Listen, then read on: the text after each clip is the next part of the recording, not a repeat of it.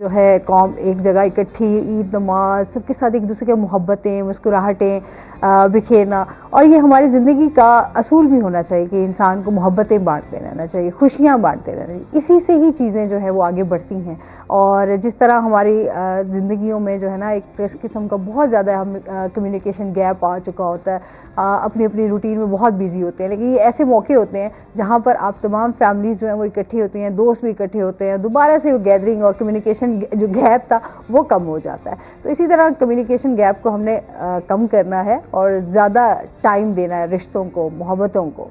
इसी के साथ अपने प्रोग्राम का सिलसिला आगे बढ़ाते हैं। आज हमारे साथ गेस्ट भी मौजूद हैं, उनका तारुफ भी करवा देती हूँ। आज हमारे साथ मौजूद हैं जी हमारी रोही की रिपोर्टर अलिशबा आसिफ। अस्सलाम वालेकुम।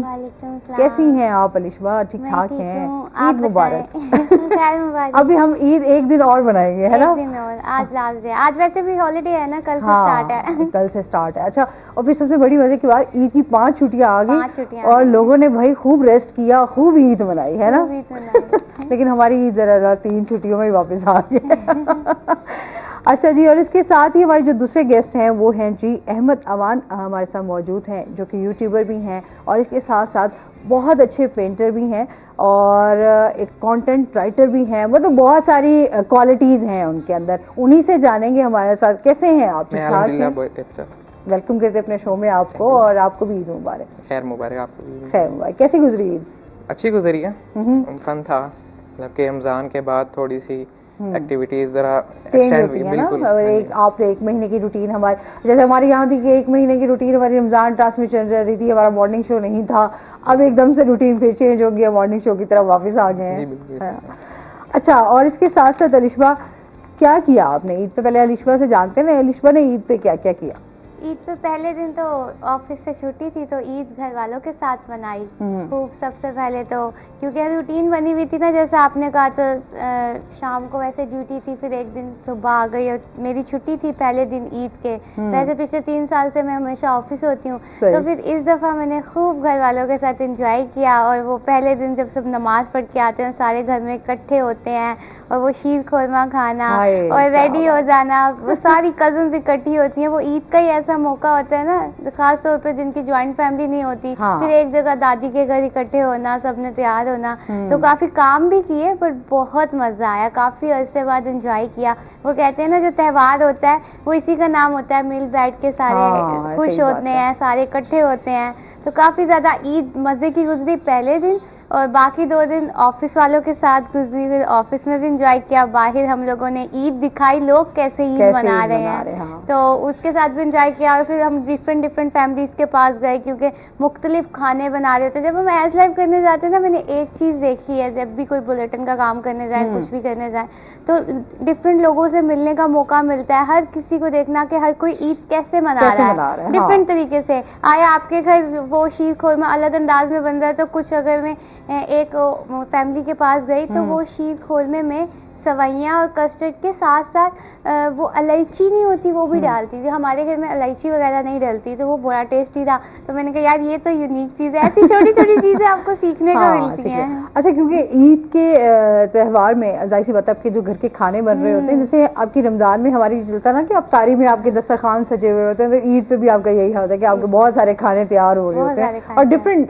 रेसिपीज के साथ। और फिर हमारी अम्मियों की भी हिम्मत है ना, ईद पे जो है तैयार श्यार होके किचन में खाना बनाती हैं, फिर हमें सर्व करती हैं। ये भी एक मजा लगता है कि आपने अच्छा तैयार होके किचन में जाना। मुझे बड़ा बुरा लगता है वैसे किचन में स्पेशली लगे तो यार मुझे काम ना करना पड़े, ऐसे रेस्ट करें आप। वो लोग भी जन्नती होते हैं ना, जिन्हें कुकिंग करने का शौक होता है। अच्छा, ये मैं कहती हूँ बस मुझे ला दो प्लेट में, ऐसे मैं खा लूंगी, खाने पीने की शौकीन हूँ। अच्छा जी, और अहमद आप ये बताएं कि आपकी जिस तरह यूट्यूबर है बहुत अच्छे, आप पढ़ाई में भी बहुत अच्छे हैं, ये भी बहुत अच्छी बात है ना, इतने सारे काम इकट्ठे कैसे करते हो? ये बस मैनेज करना पड़ता है। सबसे पहले तो हमारी पढ़ाई है, वो उस पर सबसे ज़्यादा टाइम लगता है। जब बिल्कुल उससे फ्री हो जाते हैं, कहीं यानी कि कोई हॉलीडे आ जाती है या कहीं हम घूमने फिरने चले गए, वो साथ कैमरा तो होता है। हाँ। वो जो बस इवेंट होते हैं वो हम कैप्चर कर लेते हैं, वही इकट्ठे करके हम वीडियो डाल देते हैं। सही है। बस ये है कि मैं कुछ दिनों यूट्यूब से था ऑफ, क्योंकि फर्स्ट ईयर के पेपर आ गए, बोर्ड के एग्जाम। तो जैसे ही ये बिल्कुल इसका पढ़ाई का बर्डन कम होगा, फिर ये शुरू हो जाएगा। अच्छा, ये बहुत अच्छी बात है कि आप अपनी पढ़ाई को मिस नहीं कर रहे, आप अपनी पढ़ाई को भी साथ लेकर चल रहे हो। वरना मोस्टली लोगों का मैंने ये देखा है कि वो पढ़ाई बीच में ही छोड़ देते हैं, अगर एक काम पे उनका फोकस चला गया तो बस वो फिर उसी पे ही लगे रहते हैं। प्रोफेशन छोड़ के पैशन। हाँ, तो ये बड़ा ज़रूरी है कि अपने अपनी स्टडीज़ को भी जारी रखना है ताकि वो भी आपके काम। और जिस तरह अभी दिन ब दिन कंपटीशन जो है वो बढ़ता जा रहा है, तो उसी तरीके से भी आप लोगों के उसमें भी आ रहा है कि हाँ। अच्छा, यूट्यूब सबसे चीज़ें जो है ना, कंटेंट कितना ज़रूरी है आजकल। तो बहुत सारी चीज़ें बगैर कंटेंट के ही चल रही हैं। लोगों ने जैसे कि वो कहते हैं ना, कोई भी ऐसी चीज़ है तो वो वायरल बहुत जल्दी हो जाती है। किसी के बहुत सारा इतना अच्छा काम होता है लेकिन वो वही वहीं रह जाता है, वो वायरल ही नहीं हो पाता। मेरी भी यही शिकायत है। यही शिकायत है। मेरी भी वैसे यही शिकायत है। अच्छा, क्या मतलब क्या देखते हो, क्या होना चाहिए कि कंटेंट कितना ज़रूरी होता है? लोग ज़्यादातर जो जिस चीज़ पे फोकस करते हैं वो कहते हैं हमारा कैमरा अच्छा हो, हमारी सेटअप अच्छा हो, मगर ज़्यादा चीज़ है कंटेंट आपका। अगर लोग आपके सब कुछ छोड़ के आपकी बात सुनने हैं तो सबसे अच्छा यही है। और अगर आपका सेटअप अच्छा है, आपकी बात में दम नहीं है, तो वो लोग आपको स्किप करेंगे, यार मज़ा नहीं आ रहा, कोई इंटरेस्टिंग नहीं है। तो कुछ लोगों का कंटेंट अच्छा होता है, दोनों चीज़ें अच्छी होती हैं। बस ये है कि अपने कंटेंट को भी इम्प्रूव करें और साथ साथ अपने गैजेट को भी इम्प्रूव करें। तो तुम किस चीज़ पे काम कर रहे हो? मैं सेल फोन है मेरा, क्योंकि अभी मैं जर्नी है मेरी, मतलब कि स्ट्रगल कर रहा हूँ, मैं सीख रहा हूँ आहिस्ता आहिस्ता। सही है। तो मैं कह रहा हूँ आहिस्ता आहिस्ता मैं ना स्टेप बाय स्टेप सीखूंगी आगे क्या प्रोसेस है, आगे क्या करना है। तो अभी तो फिलहाल मेरा एक रूम है, बस उधर अच्छा सा थोड़ा बहुत सेटअप बनाया हुआ है और साथ मेरा सेल फोन है। बस सारी गेम एडिटिंग की एडिटिंग आती है तो आपकी वीडियो अच्छी बनेगी। ये भी वैसे बड़ा कमाल है ना कि एडिटिंग आपकी अच्छी होगी तो चीज़ जितनी आप अच्छी पेश करेंगे लोग फिर उतना ही उस चीज़ को देखते हैं। अच्छा, भी होता है कि थोड़ा सा आपकी एडिटिंग में कहीं भी हो तो लोग अच्छा वो कहते हैं यार स्किप करो, आगे आप करते रहते हो। वो आप एक बात को लंबा कर दे, वो कहते हैं यार सुन लिए बात, अब आगे कोई बात है। हाँ, बिल्कुल इसलिए। अच्छा जी, मजीद भी जानते हैं आलिशा, ईद के साथ साथ जाहिर सी बात है हम ये देखते हैं कि आप काम की तरफ, तो लोगों ने बाहर किस तरह इस दफ़ा कैसे वैसे लोगों ने ईद बनाई, थोड़ा इस हवाले से भी बताओ ना कि लोगों की कैसे। बाजार हम कह रहे थे महंगाई है। मतलब बाजारों में जब मैं गई तो बाजारों में लोग तो खरीदारी कर रहे थे। मतलब अगर हाँ ऐसा था कि थोड़ा सा फर्क आ गया है, बट शॉपिंग लोगों ने खूब की है। आपको पता है कि महंगाई जितनी भी हो, खवातीन जो है शॉपिंग जरूर करके आती हैं। ये नहीं तो ये अल्टरनेट हम लोग देख लेते हैं ना, ये नहीं लेना तो ये लेना। इस तरह चाइल्ड प्रोटेक्शन ब्यूरो में भी ईद सेलिब्रेट की गई हर साल की तरह। उधर उनका चिल्ड्रन फेस्टिवल था। तो सारे बच्चों के लिए बाकायदा स्टॉल्स लगाए गए खाने पीने के। और वो बच्चों के लिए, क्योंकि उनकी फैमिलीज उनके साथ नहीं होती, तो डिफरेंट जो इदारे के लोग होते हैं वो भी उस दिन पहले दिन ईद के मौजूद होते हैं। और उन्होंने बच्चों के साथ मिलकर ईद सेलिब्रेट की ताकि उन बच्चों को कमी महसूस ना हो। पूरी तो नहीं कर सकते कमी माँ बाप की, मगर वो उनके साथ सेलिब्रेट की ईद। बच्चों ने नए कपड़े पहने थे, नए शूज वगैरह। तो मैं कहती हूँ ईद तो वैसे भी छोटे बच्चों की होती है। हाँ, अच्छा, खूब एंजॉय किया है। एक क्रेज होता था पहले आप बचपन में खुद भी होता था कि यार चूड़ियाँ पहननी है, मेहंदी लगानी है, आपने कपड़े अच्छा होता था कि साथ अपने रख के सोना कि सुबह जब उठे तो कोई कपड़े और नहीं अपने आपके साथ ही पड़े हुए हैं। अब जाहिर सी बात है वो चीज़ें आपकी चेंज होती है वक्त के साथ साथ। अभी होता है कि अच्छा यार ठीक है, बस ईद का जैसे वालिद साहब नमाज पढ़ के आए, ईद मिले और उसके बाद में तैयारी आपने की। मेरा तो ये होता है खैर अम्मी की डेथ हुई तो हमारा कब्रिस्तान में जाना और वहाँ फिर आके रेस्ट सो जाना, बस रेस्ट करना है। तो ये माँ बाप की कमी वाकई आपकी जो होती है वो कोई पूरी नहीं कर सकता। और फिर ऐसे बच्चे जो होते हैं स्पेशली वो इन डेज में बहुत मिस कर रहे होते हैं। हाँ, और लेकिन ये है कि अगर आप उनके साथ खुशियाँ जाके बांटें, उनके साथ आप रहें, टाइम गुजारें, तो उसका अपना ही एक अलग मजा है। जो वो खुशी वो फील करते हैं ना, मेरा ख्याल में शायद हम भी। और उनको खुश देख के आपको एक अलग सी एनर्जी आती है आपके अंदर, पॉजिटिव वाइब्स आती हैं जो वैसे नहीं आ सकती। हाँ, ऐसे ही है। अच्छा, और उसके साथ साथ हम ये भी जानेंगे कि महकमा स्पेशल एजुकेशन की जानिब से जनूबी पंजाब में 2 सेंटर भी बनाए जा रहे हैं, तो उसके हवाले से भी हमें बताइएगा। अच्छा, विहाड़ी में और भक्कर में ना स्पेशल एजुकेशन के स्कूल्स तो थे पर वो रेंटेड बिल्डिंग पे थे। अब जब रेंटेड बिल्डिंग पे स्कूल होता है कोई भी सरकारी, तो उसका मसला ये होता है कि वो वहाँ पे रेनोवेशन नहीं कर सकते या कोई भी चीज़, उनके पास गार्डन नहीं था। अब जो स्पेशल बच्चे होते हैं उनके लिए चीज़ें रिक्वायर्ड होती हैं, वो डिफरेंट चीज़ें मांग रहे होते हैं। अब ये सेंटर जो होते हैं स्पेशल एजुकेशन के, इसमें 4 कैटेगरीज के बच्चे पढ़ते हैं बेसिकली, डफ एंड डम भी, ब्लाइंड भी और जो हैंडीकैप होते हैं वो भी। तो 4 कैटेगरीज के बच्चे एक ही बिल्डिंग में पढ़ना, तो उसके लिए आपको बिल्डिंग भी खुली बड़ी चाहिए, और एडमिशन्स क्योंकि बिहाड़ी और वो भक्कर जैसा इलाका है तो उधर कंपेन्स करें और ताकि ज़्यादा लोग आएँ। तो इस हवाले से स्पेशल एजुकेशन की जानिब से 2 सेंटर्स बनाए गए हैं। अब बिल्डिंग डिपार्टमेंट जो है जून में वो हैंड ओवर कर देगा स्पेशल एजुकेशन को, वो डिपार्टमेंट, और वो फ़ाल हो जाएंगे। तकरीबन 150 मिलियन की लागत से ये प्रोजेक्ट जो है तैयार किया गया है स्पेशल बच्चों के लिए। तो अब होप्स हो कि उधर एडमिशन्स भी महकमा स्पेशल एजुकेशन बच्चों को लाने में कामयाब हो जाए, क्योंकि मुल्तान में भी अक्सर देखा गया स्कूल्स तो बड़े बड़े बना दिए गए हैं, मगर उसमें बच्चों की तादाद जो है वो बहुत कम होती है। तो अगर इस सेंटर्स में भी वो बच्चे, ख़ास तौर पे ऐसे बच्चे जो होते हैं वो वालिदैन जो हैं वो प्रेफर करते हैं उनको स्कूल नहीं भेजना, तो अब ये इनकी मुहिम, इनकी अवेयरनेस कैंपेन्स ऐसी होनी चाहिए। आई पर्सनली बिलीव कि वालिदैन कहें नहीं आया ये बच्चे भी पढ़ सकते हैं। इवन कि जो मेंटली चैलेंज बच्चे होते हैं उनके लिए भी मुल्तान में एक सेंटर है, शादाब सेंटर।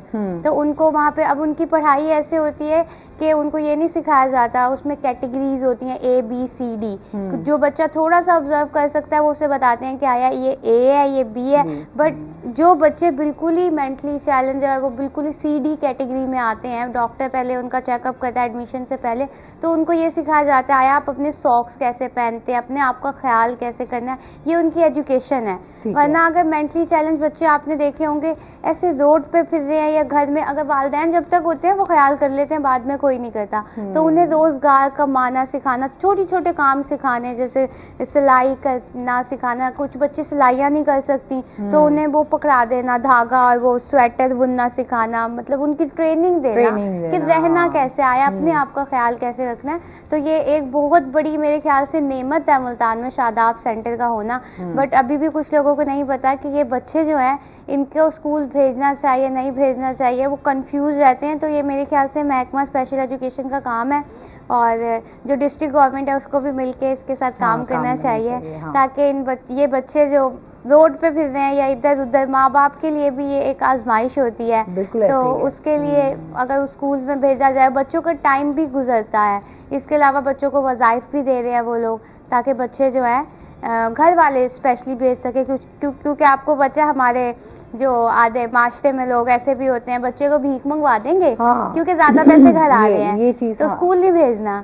कुछ लोग इस चीज़ का बड़ा फ़ायदा उठाने की कोशिश करते हैं, बल्कि उठाते भी हैं। खैर हमारा मुआशरा इस मामले में देखते हैं कि अगर घर में कोई इस तरह का बच्चा है, माजूर है, तो उसे फिर उठाकर रोड पे बिठा दिया जाता है कि अच्छा अगर ये कुछ और नहीं कर सकता तो एटलीस्ट फिर ये इस तरह से कमा कर घर तो ले आएगा, घर पे कमा कर ले आएगा। तो मतलब ये मैं समझती हूँ ट्रू रियलिटी है कि इंसान फिर जाहिर सी बात है ऐसे लोगों का जो है वो फिर अपना मन मार देते हैं। जाहिर जब आपके पेरेंट्स या आपकी फैमिली ही सपोर्ट ना कर रही हो तो फिर वो भी अपने आप को उसी तरीके से ढाल लेते हैं कि चलो ठीक है अगर ये है तो फिर इसी तरीके से चलता है। मैं आपको इसी से एक वाकया बताऊं, मैं ब्लाइंड सेंटर जाती हूँ तो 2-3 नाबीना बच्चे थे, मुझे पर्सनली किसी ने कहा, उनके लिए हम लोगों ने उनका घर विजिट किया तो मैंने उनसे बात की कि इनको एडमिशन करवा दें। तो वो बच्चे स्कूल आए तो वो थोड़े से टैलेंटेड थे, मतलब चीज़ों को, मतलब मुझे याद है कि उन्होंने बस्ता पकड़ा तो वो हम भी स्कूल जाएंगे, वो नॉर्मल बच्चों को जो देख सकते हैं उनको जाते हुए सुनते होंगे स्कूल ये वो। तो अब वो जो उनकी नानी थी वो साथ आती थी। अच्छा। तो स्कूल वालों ने मना किया कि आपने नहीं आना, फिर उन्होंने एतराज़ किया नहीं, फिर बाद में पता चला कि उन्होंने बच्चों को स्कूल से हटा लिया। तो आया, हमने कहा कि स्कूल से क्यों हटा लिया? जब उन लोगों ने पूछा, उनके घर गए तो पता चला कि वो जो 3 बच्चे हैं उनकी वजह से लोग तरस खा के उन्हें पैसे दे जाते थे, सब कुछ दे जाते थे कि मतलब, और वो घर वालों को मिलता था। तो जब वो स्कूल जाने लगे तो लोग कहने लगे तो स्कूल जाते हैं, ये तो नॉर्मल है। उनके साथ मास्टर ने ऐसे बिहेव करना शुरू कर दिया, तरस खाना थोड़ा सा कम कर दिया। तो वो उनकी चीज़ों में कमी आ रही थी, उन्होंने इसलिए बच्चों को स्कूल नहीं भेजा। ये भी एक तल्ख हकीकत है कि मतलब अपने ही बच्चों से फ़ायदा लेना, अपने बच्चों का फ्यूचर है देखना। तो मैं कहती हूँ कि वो बच्चे जो है ब्लेस्ड है जिनके जो पेरेंट्स हैं तो वो उनका ख्याल रखते हैं। जैसे अभी ये बच्चा बैठा हुआ, इसकी अम्मी की कैसे ख्याल कर रही थी, तो ये एक नेमत है हमारी कि हमारे माँ बाप जो है हमारा ख्याल रखते हैं और हमारे बारे में सोचते हैं। और स्पेशली क्योंकि आपके जो, मैं समझती हूँ आज के दौर में जितना पेरेंट्स आपके लिए मुखलिस होते हैं उतना आपके लिए कोई भी नहीं हो सकता। जो अच्छा बेहतर आपके लिए सोच सकते हैं, और अच्छे फिर जो तरबियत होती है वो भी बड़ी मैटर करती है। अच्छा ये बताओ अहमद, जाहिर सी बात है जिसमें मैं कंटेंट की बात कर रही थी, आपका जिस तरह काम कर रहे हो, जो आप यूट्यूब चैनल बनाया हुआ है, जो व्लॉगिंग करते हो, कुछ भी करते हो, किस तरह, वो थोड़ा सा हमें अपने डिटेल्स बताओ ना। बेसिकली मैं पहले एक स्टोरी बनाता हूँ ठीक है। कि सपोज हम कहीं विजिट करने गए किसी जगह पे, तो वो सारा मैं शूट करके फिर एक अलग स्टोरी बनाऊंगा, एक जगह पे बैठ के शुरू करूंगा कि ये स्टार्ट कैसे हुई कहानी, हमने कैसे सोचा, कहाँ गए, फिर दरमियान में फिर व्लॉगिंग शुरू हो जाएगी लाइव। अच्छा। के हम आप पहुँच चुके हैं, ये देखिए सामने, ये मतलब कि एक मैं स्टोरी फिल्म टाइप में इसी तरह मैं करता हूँ, फिर उसको यूट्यूब पे डाल देता हूँ। अच्छा, पेंटिंग भी करते हो, बहुत अच्छे, ये खताती भी करते हैं, बहुत अच्छी, इनकी लिखाई भी बहुत अच्छी है, तो उसके हवाले से भी थोड़ा सा हमें बताओ। ये कोरोना के डेज थे, हमारे पास ना हम बाहर जा सकते थे, स्कूल से भी जो हमें टास्क मिलता था वो हम एक ही दिन में कंप्लीट कर लेते थे, तो हमें एक्स्ट्रा टाइम मिलता था, तो इसी तरह मैं यूट्यूब बहुत देखता था। ठीक है। तो ड्राइंग मैं बचपन से कर रहा हूँ, मगर इतनी कोई मतलब कि सिंपल किसी की ड्रॉ कर ली तस्वीर, ये सिंपल, तो मैंने देखा कुछ लोग ना वीडियोस बना रहे हैं उनकी। अच्छा। तो फिर मैंने उनकी वीडियो से देख के मैं उनकी तरह ड्रा करता, मैं क्रेयॉन से कलर स्प्रेडिंग होती थी वो करता था, कलर ग्रेडिंग। अच्छा। तो आहिस्ता आहिस्ता फिर कुछ कोरोना के डेज में जितना फ्री टाइम मिलता था उसमें वो ड्राइंग्स बना के इकट्ठी रख लेता। सही। तो अब ये इकट्ठी मेरे पास पड़ी हुई, अब टाइम नहीं है मगर इस चीज़ के लिए। हाँ, अच्छा ये होता है, जाहिर सी बात है जब आप फ्री होते हैं तो फिर आपकी बहुत सारी एक्टिविटीज़ आपकी चलती रहती हैं, लेकिन जब, अच्छा फिर उस आगे इसको कंटिन्यू करोगे या बस अभी थोड़ा पेंडिंग है चीज़ें अपनी, जिस तरह? टाइम पे डिपेंड करता है, अगर आपके पास टाइम है और कुछ एक्टिविटीज़ नहीं है तो ये पॉजिटिव एक्टिविटी है, इसी को आगे फिर जारी रख सकते हैं। सही। तो अच्छा, और जो आपने बहुत अच्छी आपकी राइटिंग है तो सीखी, या एक तो गॉड गिफ्टेड चीज़ें आपके पास होती है ना, आपने तो उसको बस वो कहते हैं ना, आपने निखारना होता है उसको सामने। ये स्कूल में थे हम 9th क्लास में, तो हमारे एक सर कहते थे अगर आपकी राइटिंग अच्छी है तो आपको बोर्ड में नंबर मिल जाते हैं, आपका इंप्रेशन अच्छा। हमारा भी शुरू से स्कूल में टीचर्स यही बोलते हैं, आपकी राइटिंग अच्छी होगी तो आपको मार्क्स भी अच्छे। इंप्रेशन जो होता है वो अब अलग बात है, आपको याद करके लिखना होगा अंदर, वो इंप्रेशन अच्छा पड़ जाता है तो मतलब कि सही होता है। तो 9th में हमारे सर थे, हमारा ब्लैक बोर्ड था, चौक से लिखते थे, तो उनकी ना राइटिंग बहुत अच्छी थी, तो मैंने कहा सर आप थोड़ा सा ना मुझे लफ्ज़ बनाने सिखा दे थोड़े से। सही। तो वो सिंपल लफ्ज़ बनाना सिखाते, उसके बाद है प्रैक्टिस, अगर आप ज़्यादा प्रैक्टिस करेंगे तो आपके पास वो चीज़ अच्छी तरह से आपको आ जाएगी। सही। तो इसी के साथ साथ किए तो राइटिंग भी बेहतर होती गई मेरी। सही। अच्छा, जो समझते हो यूट्यूब अपना चैनल बनाना चाहते हैं, जो लोग इस पर काम करना चाह रहे हैं, उनके लिए क्या सजेस्ट करोगे, क्या चीज़ें ज़रूरी हैं, क्या करना चाहिए? अच्छा ये मैं आपसे जवाब लूँगी, एक कॉलर है हमारे साथ। अस्सलाम वालेकुम। वालेकुम सलाम जी, कोमल है हमारे साथ, क्या कहना चाहेंगी? सबसे पहले तो आपको ईद मुबारक, आपका जज्बा बहुत प्यारा लग गया, आप अच्छी लग रही हैं, और वैसे मैं लाजमी रोही के मॉर्निंग शो आपका जरूर देखती हूँ, और आपके साथ अनुष्का है, मैं उनको भी ईद मुबारक कहना चाहूँगी, और वो भी बहुत प्यारी लग रही हैं, वैसे भी छोटी सी रिपोर्टर हैं। हाँ बिल्कुल। हमारी मॉम को भी बहुत पसंद है अनुष्का, हमें बहुत प्यारी लगती है। बहुत शुक्रिया। है, और आज से इसका टॉपिक है, इससे जो बातें की हैं वो बहुत अच्छी की है, स्पेशल एजुकेशन बच्चों के बारे में जो की है। Thank you so much. आप लोगों का प्यार है, आप लोग अप्रिशिएट करते हो, हमें ज़्यादा अच्छा लगता है, और वो कहते हैं ना जब आप अप्रिशिएट करते हैं तो फिर आप में एनर्जी भी कुछ ज़्यादा आ जाती है, ऐसे ही है ना अलिशबा? कोई काम करता है वो कहीं अच्छा करता है तो। और कुछ कहना चाहेंगी कोमल? और बस यही कहना चाहूंगी कि रिश्ता बहुत मजे की बातें करिए, और मैं सुन रही हूँ, मुझे बहुत अच्छा लग गया, बल्कि सबको ही अच्छा लगता होगा, और आप दोनों बहुत प्यारे लग रहे हैं। बहुत शुक्रिया, थैंक यू सो मच कोमल। कोमल भी एक्साइटेड होके बोल रही है, आप दोनों बहुत प्यारे लग रहे हैं। ये तारीफें सुन के ना हम ऐसे खेल रहे हैं। बहुत शुक्रिया कोमल आपका कॉल करने का। अच्छा, जिस तरह अहमद, हाँ बात मैंने की थी कि जो यूट्यूब चैनल बनाना चाहते हैं उनके लिए क्या आप सजेस्ट करोगे? ये कि अगर आपके पास कोई पॉजिटिव एक्टिविटी है, बेशक वो व्लॉगिंग ना हो, या आप कुछ किसी को बता सकते हैं किसी चीज़ का सोल्यूशन, क्योंकि आजकल काफ़ी सारे लोग उस चीज़ का पता है मगर वो नहीं फाइंड आउट कर सकते। हाँ। ना किसी को बता सकते हैं, सिर्फ अपने तक महदूद रखते हैं। तो वो कह सकते हैं कि यूट्यूब पे सिंपल वीडियो बनाए, अगर आपके उस बात में अगर आपका कंटेंट अच्छा है, हाँ, तो वो लोग देखेंगे, पसंद करेंगे। बेशक जरूरी नहीं आपके पास कोई प्रोफेशनल कैमरा, प्रोफेशनल चीज़ है, ये ज़रूरी नहीं है। अच्छा, इस पे मजीद हम बात करेंगे नाज़रीन, अभी हमने जाना ब्रेक पे, हमारे साथ रहिएगा।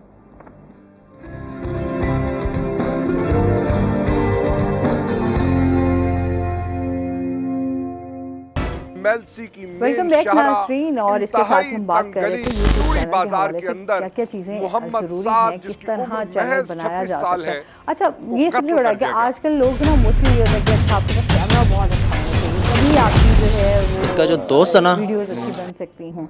तो मतलब आपका जैसे भी कैमरा हो आप कर सकते हर हो। किसी के पास अब हर इस टाइम किसी के तक पास अच्छे एक अच्छा फोन बहुत है पड़े। अच्छा महंगा फ़ोन तो नहीं हो सकता ना। नहीं, तकरीबन अब हर किसी के पास बिल्कुल स्मार्टफोन बहुत तो नहीं हो सकता, इतना हो सकता है कि उससे वीडियो रिकॉर्ड हो सकती है। हाँ, तो वो इनफ है बड़ा, उससे आप कर सकते हैं वीडियो रिकॉर्ड। ठीक इसमें लाइटिंग की जरूरत नहीं है, आप कहीं सूरज की रोशनी में जाके बैठ जाए, वीडियो की बस बन जाए किसी ने। हाँ सही। तो अच्छा, आपकी जो व्लॉगिंग होती है वो आपकी एक ही कंटेंट है या डिफरेंट कंटेंट पे काम करते रहते हो? मैं कोई इन्फॉर्मेशन के बारे में भी बात कर देता हूँ, ठीक है। या किसी कोई प्रॉब्लम है उसी यूट्यूब के बारे में कि थंबनेल कैसे जनरेट करना है, इस वीडियो को कैसे अपलोड करना है, कोई भी मसला हो मैं उसके बारे में भी वीडियो अपलोड, क्योंकि कंटेंट है फिर जो आपके जहन में आ जो गया आपके जहन में आ रहा है। अच्छा, आप उसका तो अभी कितने आपके हैं फॉलोअर्स? मेरे 850 हो चुके हैं, अच्छा, तो इंशाल्लाह बस 1K होने वाले। वाह वाह वाह, क्या बात है।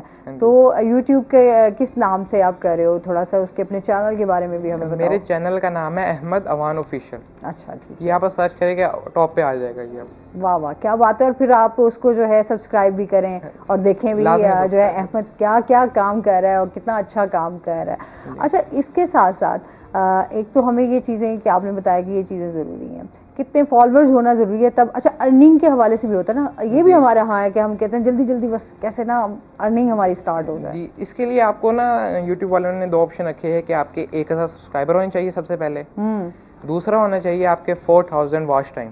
ठीक है।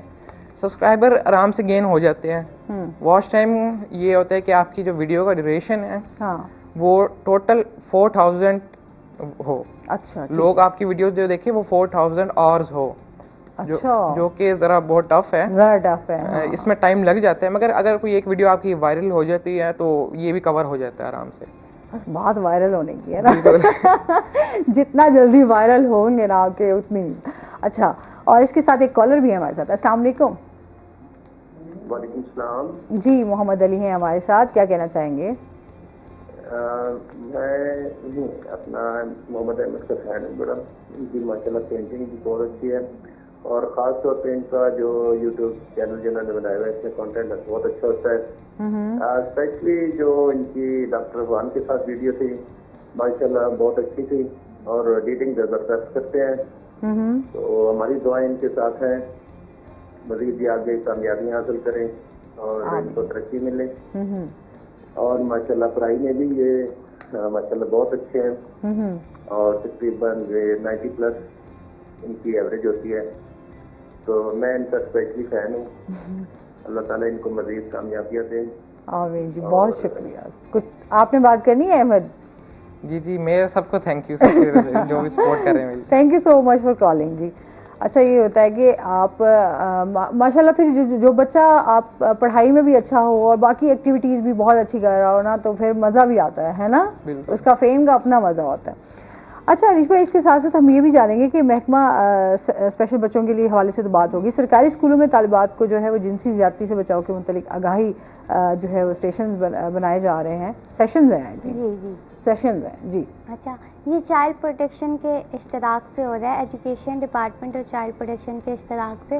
स्पेशली जो गर्ल्स के स्कूल हैं उसमें सेशन किए जा रहे हैं, और अब दोबारा से, क्योंकि रमज़ान में ये सिलसिला रुक गया था, दोबारा से स्टार्ट होगा। बच्चों को ख़ासतौर पे जो बच्चियां हैं उन्हें इन चीज़ के बारे में आगाही देना ज़रूरी है।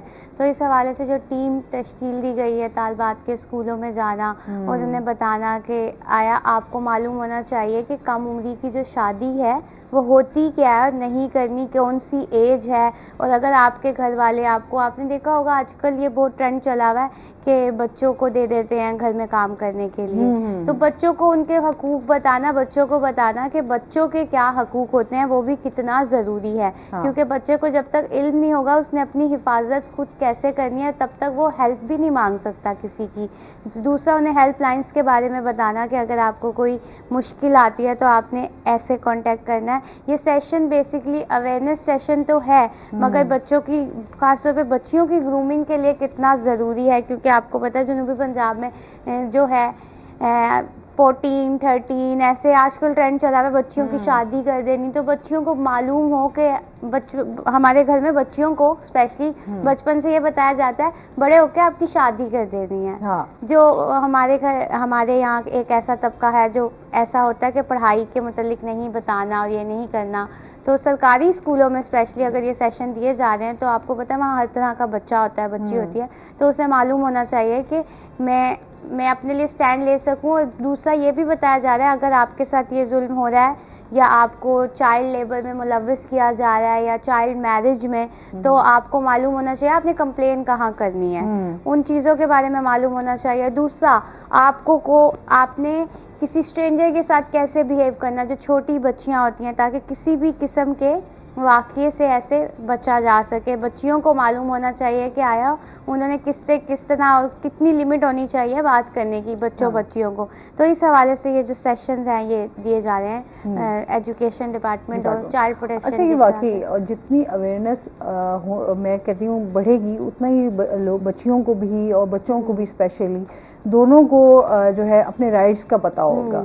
अच्छा, फिर वाकई हमारे यहाँ ये बहुत किया जाता है कि अभी बच्ची बहुत बड़े एज के बंदे के साथ उसकी शादी कर दी जाती है, बच्चियों को पता नहीं होता क्या, तो यही सी बात। हाँ, पैसों के लिए स्पेशली ये चीज़, क्योंकि जैसे हमारे अभी देख रहे हैं कि महंगाई है, बेरोजगारी है, बहुत लोग जो है वो परेशान भी दिखाई देते हैं, तो वो प्रॉब्लम्स को वो सोल्यूशन समझते हैं शायद यही है कि फिर वो जो मर्जी चाहे वो कर सकते हैं, लेकिन बच्चों के साथ ज्यादती ना ही हो तो मैं कहती हूँ बेहतर है।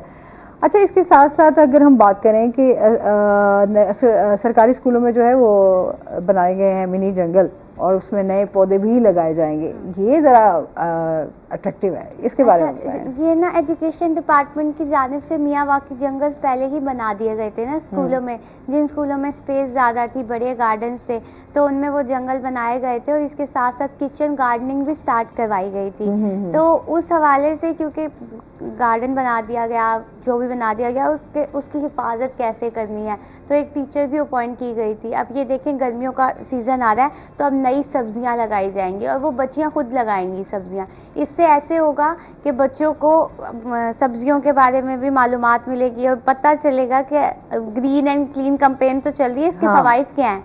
तो इसको हम यहाँ पे कर रहे हैं, इनकी हिफाजत कर रहे हैं, तो आया हम घर पे जाके भी ऐसे करें। पौधों की हिफाजत कितनी ज़रूरी है, आपको पता है, ये स्टार्ट कर देते हैं शजरकारी मुहिम और फिर पौधों का कोई हाल नहीं होता। ये मैं हमेशा हम अपने शो में भी बात करते रहते हैं कि पौधे लगा दिए जाते हैं और बहुत ज़्यादा तादाद में लगा दिए जाते हैं, लेकिन फिर ये भूल जाते हैं कि इनका ख्याल कैसे रखना है।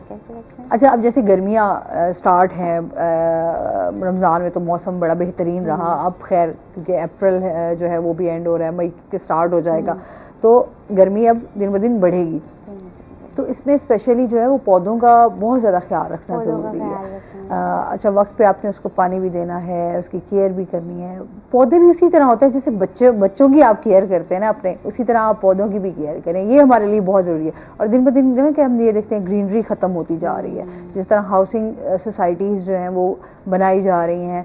अब तो बहुत ज़्यादा, एक मुल्तान में एक टाइम था यहाँ पे ग्रीनरी ही बागात थे, बड़ा अच्छा लगता था, आपको एक ठंडक सी महसूस होती थी। बट अब मैं कहती हूँ शायद हमारे जिस तरह क्लाइमेट चेंज हुआ है, जितनी तेज़ी से अभी ग्रीनरी ख़त्म हो रही है, दरख्त काटे जा रहे हैं, पौधे लगाए जा रहे हैं, लेकिन उन पौधों को आखिर केयर करेंगे तो तभी हम उसका कोई फ़ायदा ले सकेंगे ना। अगर उन्होंने सूख जाना है और वहीं पे मुरझा के आपने उखाड़ के दोबारा फेंक देने हैं तो कोई फ़ायदा नहीं है ऐसी।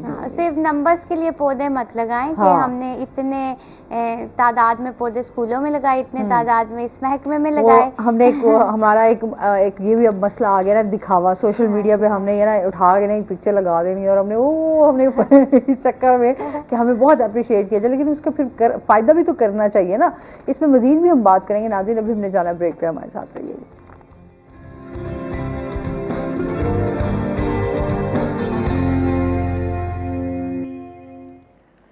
वेलकम बैक नाज़रीन, और इसके साथ ही पहले चलते हैं अपने सेगमेंट की तरफ और बात कर लेते हैं हेल्थ टिप पे। अच्छा जी, आज हम बात करने जा रहे हैं जी तरबूज पे। आपको पता है कि गर्मियों का एक बेहतरीन तोहफा जो है, एक फल जो है हमारे पास आता है तरबूज। तरबूज खाने के बहुत सारे फ़ायदे हैं। एक तो ये कि आपकी स्किन के लिए बहुत अच्छा है, सेकेंडली आपके जो है हार्ट के लिए बहुत अच्छा है, और फिर ये गर्मियों का तोड़ है, जो सबसे पहले जो बात आ जाती है ना गर्मियों के हवाले से। लेकिन हम ये देखते हैं कि तरबूज में पाया क्या क्या जाता है। हम ये देखते हैं इसमें कैल्शियम और पोटाशियम जो है वो वाफिर मिकदार में पाया जाता है, और इसमें 90% जो है इसमें पानी होता है, जो जिसमें हम ये देखते हैं कि एक तो जिनको डिहाइड्रेशन हो जाती है वो तरबूज खाएं, उनकी सेहत के लिए ये बहुत अच्छा फल है। अच्छा, अल्लाह की तरफ से हम ये बात करते हैं ना हमेशा कि अल्लाह की बेशुमार नेमतें हैं हमारे पास फलों की सूरत में। जैसे ही गर्मियाँ सीजनल जो फ्रूट्स होते हैं ना वो आपको बहुत ज़्यादा फ़ायदा देते हैं। जिस तरह अभी ये तरबूज है तो ये आपके लिए बहुत ज़्यादा फ़ायदेमंद है, आप इसका जूस बनाकर पिएं, वो आपके लिए बहुत ज़्यादा फ़ायदा देता है आपको। इसी तरीके से जो है तरबूज खाना, आपने हार मुँह तरबूज खाए, वो आपके लिए बहुत अच्छा है। सुबह सुबह अगर आप नाश्ता नहीं कर रहे तो आप तरबूज खाएं। वैसे भी सुबह हो गया ना ठंडा ठंडा तरबूज आपको ज़्यादा मज़े का लगता है, लेकिन वो कहते हैं एक जहाँ फ़ायदे होते हैं वहाँ थोड़े से नुकसान भी होते हैं कि आप हर चीज़ की ज़्यादती जो है वो आपकी सेहत के लिए भी नुकसानदेह होती है। तो आप जो है तरबूज का भी एक टाइम होता है जिसमें आपने उसे खाना चाहिए, जिससे आपको कहीं हैज़ा, क्योंकि हम ये देखते हैं चाहे खरबूजे हों चाहे तरबूज हों, कहीं ना कहीं आप जब गलत टाइम पे उसको खाते हैं तो आपको क्या होता है कि हैज़ा की शिकायत हो जाती है, डायरिया हो सकता है। तो इन चीज़ों से भी आपने बचना ज़रूरी है। टाइम पे सही वक्त पे चीज़ें खाएं जो कि आपकी सेहत के लिए बहुत अच्छा है। आपके हार्ट के लिए स्पेशली जो है तरबूज बहुत ज़्यादा फ़ायदेमंद है, और इसके साथ साथ आपको बहुत सारी बीमारियों से बचाता है। जैसे आपको अगर स्टमक का मसला है तो स्टमक में भी आपको तरबूज जो है वो बहुत ज़्यादा फ़ायदा देता है। और इसके साथ साथ जो है आपके इसके जो बीज हैं, जहाँ ये फ़ायदा दे रहा है वहाँ इसके बीज भी बड़े फ़ायदेमंद होते हैं। वो बीज किस तरह आपको फ़ायदा दे सकते हैं, जिनको शुगर का मसला होता है उनके लिए बहुत ज़्यादा जो है वो आपको इनके बीज जो हैं वो फ़ायदा देते हैं अगर इनको पीस कर इस्तेमाल किया जाए। और इसी के साथ आपकी स्किन के लिए भी बहुत अच्छे हैं। स्किन के लिए भी इसी तरह है कि आप नीम गर्म पानी में अगर उन बीजों को उनका पाउडर बना लें, उनको पीस के और उसके बाद नीम गर्म पानी में उनको मिक्स करके अपने चेहरे पर लगाएं, तो मास्क के तौर पर आप अपने चेहरे पर लगा सकते हैं। तो देखिएगा कि आपका जो चेहरा है वो कितना खूबसूरत और ग्लोइंग नज़र आएगा। आजकल हम देखते हैं ना ख़वातीन ये कहती हैं हमारी स्किन बड़ी अच्छी होनी चाहिए। तो स्किन के अच्छे होने के लिए आपको ये है कि आप देसी चीज़ें अगर उनका भी इस्तेमाल करेंगे तो आपको फ़ायदा देंगी। अलिशा तुम भी फ़ायदा उठाना इससे है, उससे स्मूथीज भी अच्छी हाँ स्मूथी वो तो आप फिर डिफरेंट है ना। आप इसका जूस जो है ना वो बहुत ज़्यादा फ़ायदेमंद है अगर वो भी आप बना कर भी। हमें तरबूज पसंद है, हमें सारे फ्रूट पसंद है। सारे फ्रूट पसंद है, शौक से खाते हो? हाँ जी। अच्छा, क्या खाने में क्या पसंद है? खाने में मतलब के डिशेस में, हाँ क्या क्या शौक से खाते डिशेस में हम बिरयानी खा लेता हूँ, फुल मिर्चों वाली अगर हो। फुल मिर्चों वाली मिर्चों स्पाइसी वाली, खाने हाँ जी, पसंद है? हाँ जी। वाह वाह, ठीक। और इसके अलावा खा लेते जो भी बनाओ, जो भी बनाओ खा लेते खा लेता है। चाहिए, ये भी अच्छी बात है, जो बना वो बस खा लो। इसकी अम्मी तो बहुत खुश होती होंगी। अम्मी क्या अच्छा बनाती हैं वैसे? अम्मी ये बिरयानी बहुत अच्छी है, बहुत अच्छी बनाती हैं। अब मुझे कब खिलाओगे? इंशाल्लाह। खुद क्या बना लेते हो? खुद भी बनाना आता है या नहीं? आते हैं, मैं ब्रेड बना लेता हूँ। कितने कमाल करते हैं, ब्रेड बना लेते हैं। अच्छा, उसके अलावा एग बना लेता हूँ। चाय भी बना लेते हो? वो बस थोड़ा बहुत अगर बता दें बना लूँगा। वैसे बना लोगे। और क्या? और एग बना लेता हूँ। अच्छा। ये ऐसी बेहतरीन चीजें जो बहुत आसानी से ऐसे झटपट बन जाती है। हाँ, तो वो तुमने काम ढूंढा कि चलो ये बना लो, है कि अगर फौरन आपने कहना होता है चले ब्रेड और एग जो है ना वो। मैं भी जो अहमद बना लेता है मैं भी सब वैसे ही बना लेती हूँ। अच्छा, मतलब तुम खुद कुछ नहीं बनाना आता, मतलब कुछ ऐसा नहीं खास? बस हाँ, बेकिंग आती है थोड़ी बहुत, केक अच्छा। बना लेती हूँ, वो भी जब दिल करे बहुत ज्यादा। अच्छा, तो कुकिंग खास तो मुझे नहीं आती। नहीं, बिल्कुल भी शौक भी नहीं है? एक्चुअली मैं चाय पीती नहीं हूँ। अच्छा। और बहुत सर में दर्द हो तो घर में बनी हो पी लूँ, वरना होता है ना आपको चाय बनानी आती है, बहुत अच्छी लड़कियां घर में चाय बनाती मैं हैं। अच्छी बनाती हूँ। हाँ, आप चाय पीती होंगी फिर? मैं पीती हूँ हाँ ना, जो चाय पीता है वो बहुत अच्छी चाय बनाता हाँ, है। चाय लवर। मुझे ना किसी की हाथ की चाय जो है ना वो बड़ी कम पसंद आती है। हाँ। तो मोस्टली जो है वो मेरी कोशिश ये होती है कि फिर मैं अपने लिए जो चाय बनाती हूँ मेरी खास स्पेशल किस्म की चाय होती है। वैसे मेरे घर वाले कहते हैं कि तुम बहुत ट्रक ड्राइवर वाली चाय पीती है, तो मैं इसी तरीके जैसे कड़क और जैसे बंदा कड़ी हुई चाय होती है शदीद ऐसे बनी, वो मुझे अच्छी लगती है। तो ऐसी हर कोई बना नहीं सकता। वो कहते हैं अच्छा ऐसे आप बनाए तो फटाफट दे दो, सर्व कर दो। मैं कहती हूँ जरा अच्छी मजेदार चाय होनी चाहिए ना। मेरे फादर को भी किसी के हाथ की चाय नहीं पसंद आती, वो कहते हैं मैं खुद बनाऊंगा, तुम लोग अच्छी नहीं बनाते चाय। मेरे अब्बा जी जो है उसे मेरे हाथ के कहीं से और से पी के आएंगे कि यार चाय का मजा नहीं आया, आओ यार आसमा चाय तो बना दो तो वो मैं खुद चाय बना अच्छा, जो लोग चाय बहुत ज्यादा शौक से पीते हैं, फिर आप गर्मी में भी उसी रूटीन से चाय पीती है? हाँ, कम नहीं, करती हैं? गर्मियों में ये होता है, जैसे सर्दियों में मैं चाय का बहुत ज़्यादा वो मेरा रहता है कि आपने 3 टाइम मेरी चाय रहती है। तो जैसी गर्मियाँ स्टार्ट होती हैं तो मेरी सुबह की चाय तो मस्ट है, मतलब नाश्ता उसके बगैर अधूरा है सुबह की। और फिर इधर ऑफिस में भी बहुत ज़रूरी है मतलब हो ही जाती है वैसे 3 टाइम और एक शाम की चाय तो फिर ज़रूरी है। लेकिन ये है कि फिर खाना खाने के बाद भी चाय पीती होती, लेकिन अब वो मैंने खैर छोड़ दी है ज़रा। मैंने कहा नहीं, थोड़ा सुकून करें, चाय बहुत ज़्यादा इस्तेमाल है, गर्मी ये रूटीन रहती है। तो चाय लवर हूँ मैं, कह सकते हैं। अच्छा जी, और अच्छे फ्रूट्स का इस्तेमाल इसीलिए भी ज़रूरी है कि आपकी स्किन के लिए, आपकी हेल्थ के लिए बहुत अच्छे हैं। अगर आपने फ्रूट्स तुम्हें पसंद है? हाँ, खा लेती हूँ, मिल जाए तो काट के कोई दे दे ना घर में तो खा लेती हूँ। ये अलिशबा की आदतें ना बहुत सारी मेरे साथ मिलती जुलती हैं। अच्छा एमर, ये बताओ क्या गोल्स हैं, क्या प्लान्स हैं, क्या सोचा हुआ है, क्या करना है? मैं तो FSC कर रहा हूँ, ये मैंने प्री इंजीनियरिंग सब्जेक्ट रखी हुई है। तो कोशिश है मेरी कि मैं ना IT की फील्ड में जाऊँ, क्योंकि अभी जो आगे ये दौर चल रहा है, आगे वाला भी दौर वो सारा कंप्यूटर का है। हाँ, ये और तो कंप्यूटर में वैसे इंटरेस्ट भी है थोड़ा बहुत। हाँ। तो इसलिए मैं कह रहा हूँ कि IT की फील्ड में जाऊँ। IT की फील्ड में जाओ, और ये अच्छा भी है। अच्छा, तो फिर अभी जो है आपके ये भी साथ साथ फिर चीज़ें चलती रहेंगी, इनको भी कंटिन्यू रखोगे तो ये बहुत अच्छी बात है। और इसके साथ साथ क्या एक्टिविटीज़ और रहती हैं?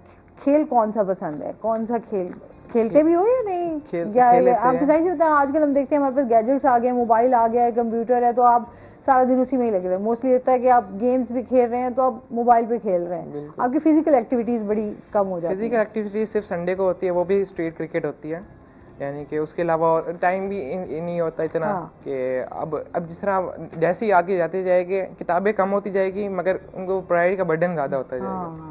तो अच्छा अहमद, बहुत शुक्रिया, बहुत अच्छा लगा आप हमारे शो का हिस्सा बने। अलिशबा, आपका आना भी बड़ा अच्छा लगा, थैंक यू सो मच। और इसके साथ ही नाज़रीन, अभी हमने जाना है ब्रेक पे, हमारे साथ रहिएगा। जब हम ब्रेक से वापस आएंगे तो हमारे साथ कुछ और गेस्ट मौजूद होंगे।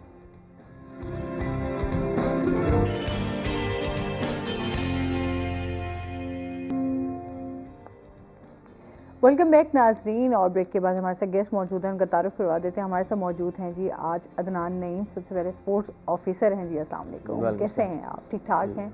अल्हम्दुलिल्लाह। वेलकम करते हैं अपने शो में। और इसके साथ ही हमारे साथ मौजूद हैं जी डॉक्टर लियाकत अली, जो कि कंसल्टेंट कार्डियोलॉजिस्ट हैं और इसके साथ साथ असिस्टेंट प्रोफेसर हैं। अस्सलाम वालेकुम, कैसे हैं आप? ठीक ठाक हैं? वेलकम करते हैं अपने ट्रांसलेशन।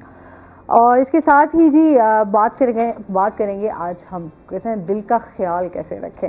डॉक्टर साहब हमारे साथ मौजूद हैं, तो दिल के हवाले से बात होगी। और इसके साथ साथ जो है आजकल हम जैसे देख रहे हैं कि नौजवानों में जो है हार्ट अटैक जो है वो दिन ब दिन बढ़ता जा रहा है, उससे कैसे बच सकते हैं, किस तरह ख्याल रख सकते हैं, ये बात होगी। और साथ जो है अदनान से हम बात करेंगे स्पोर्ट्स के हवाले से।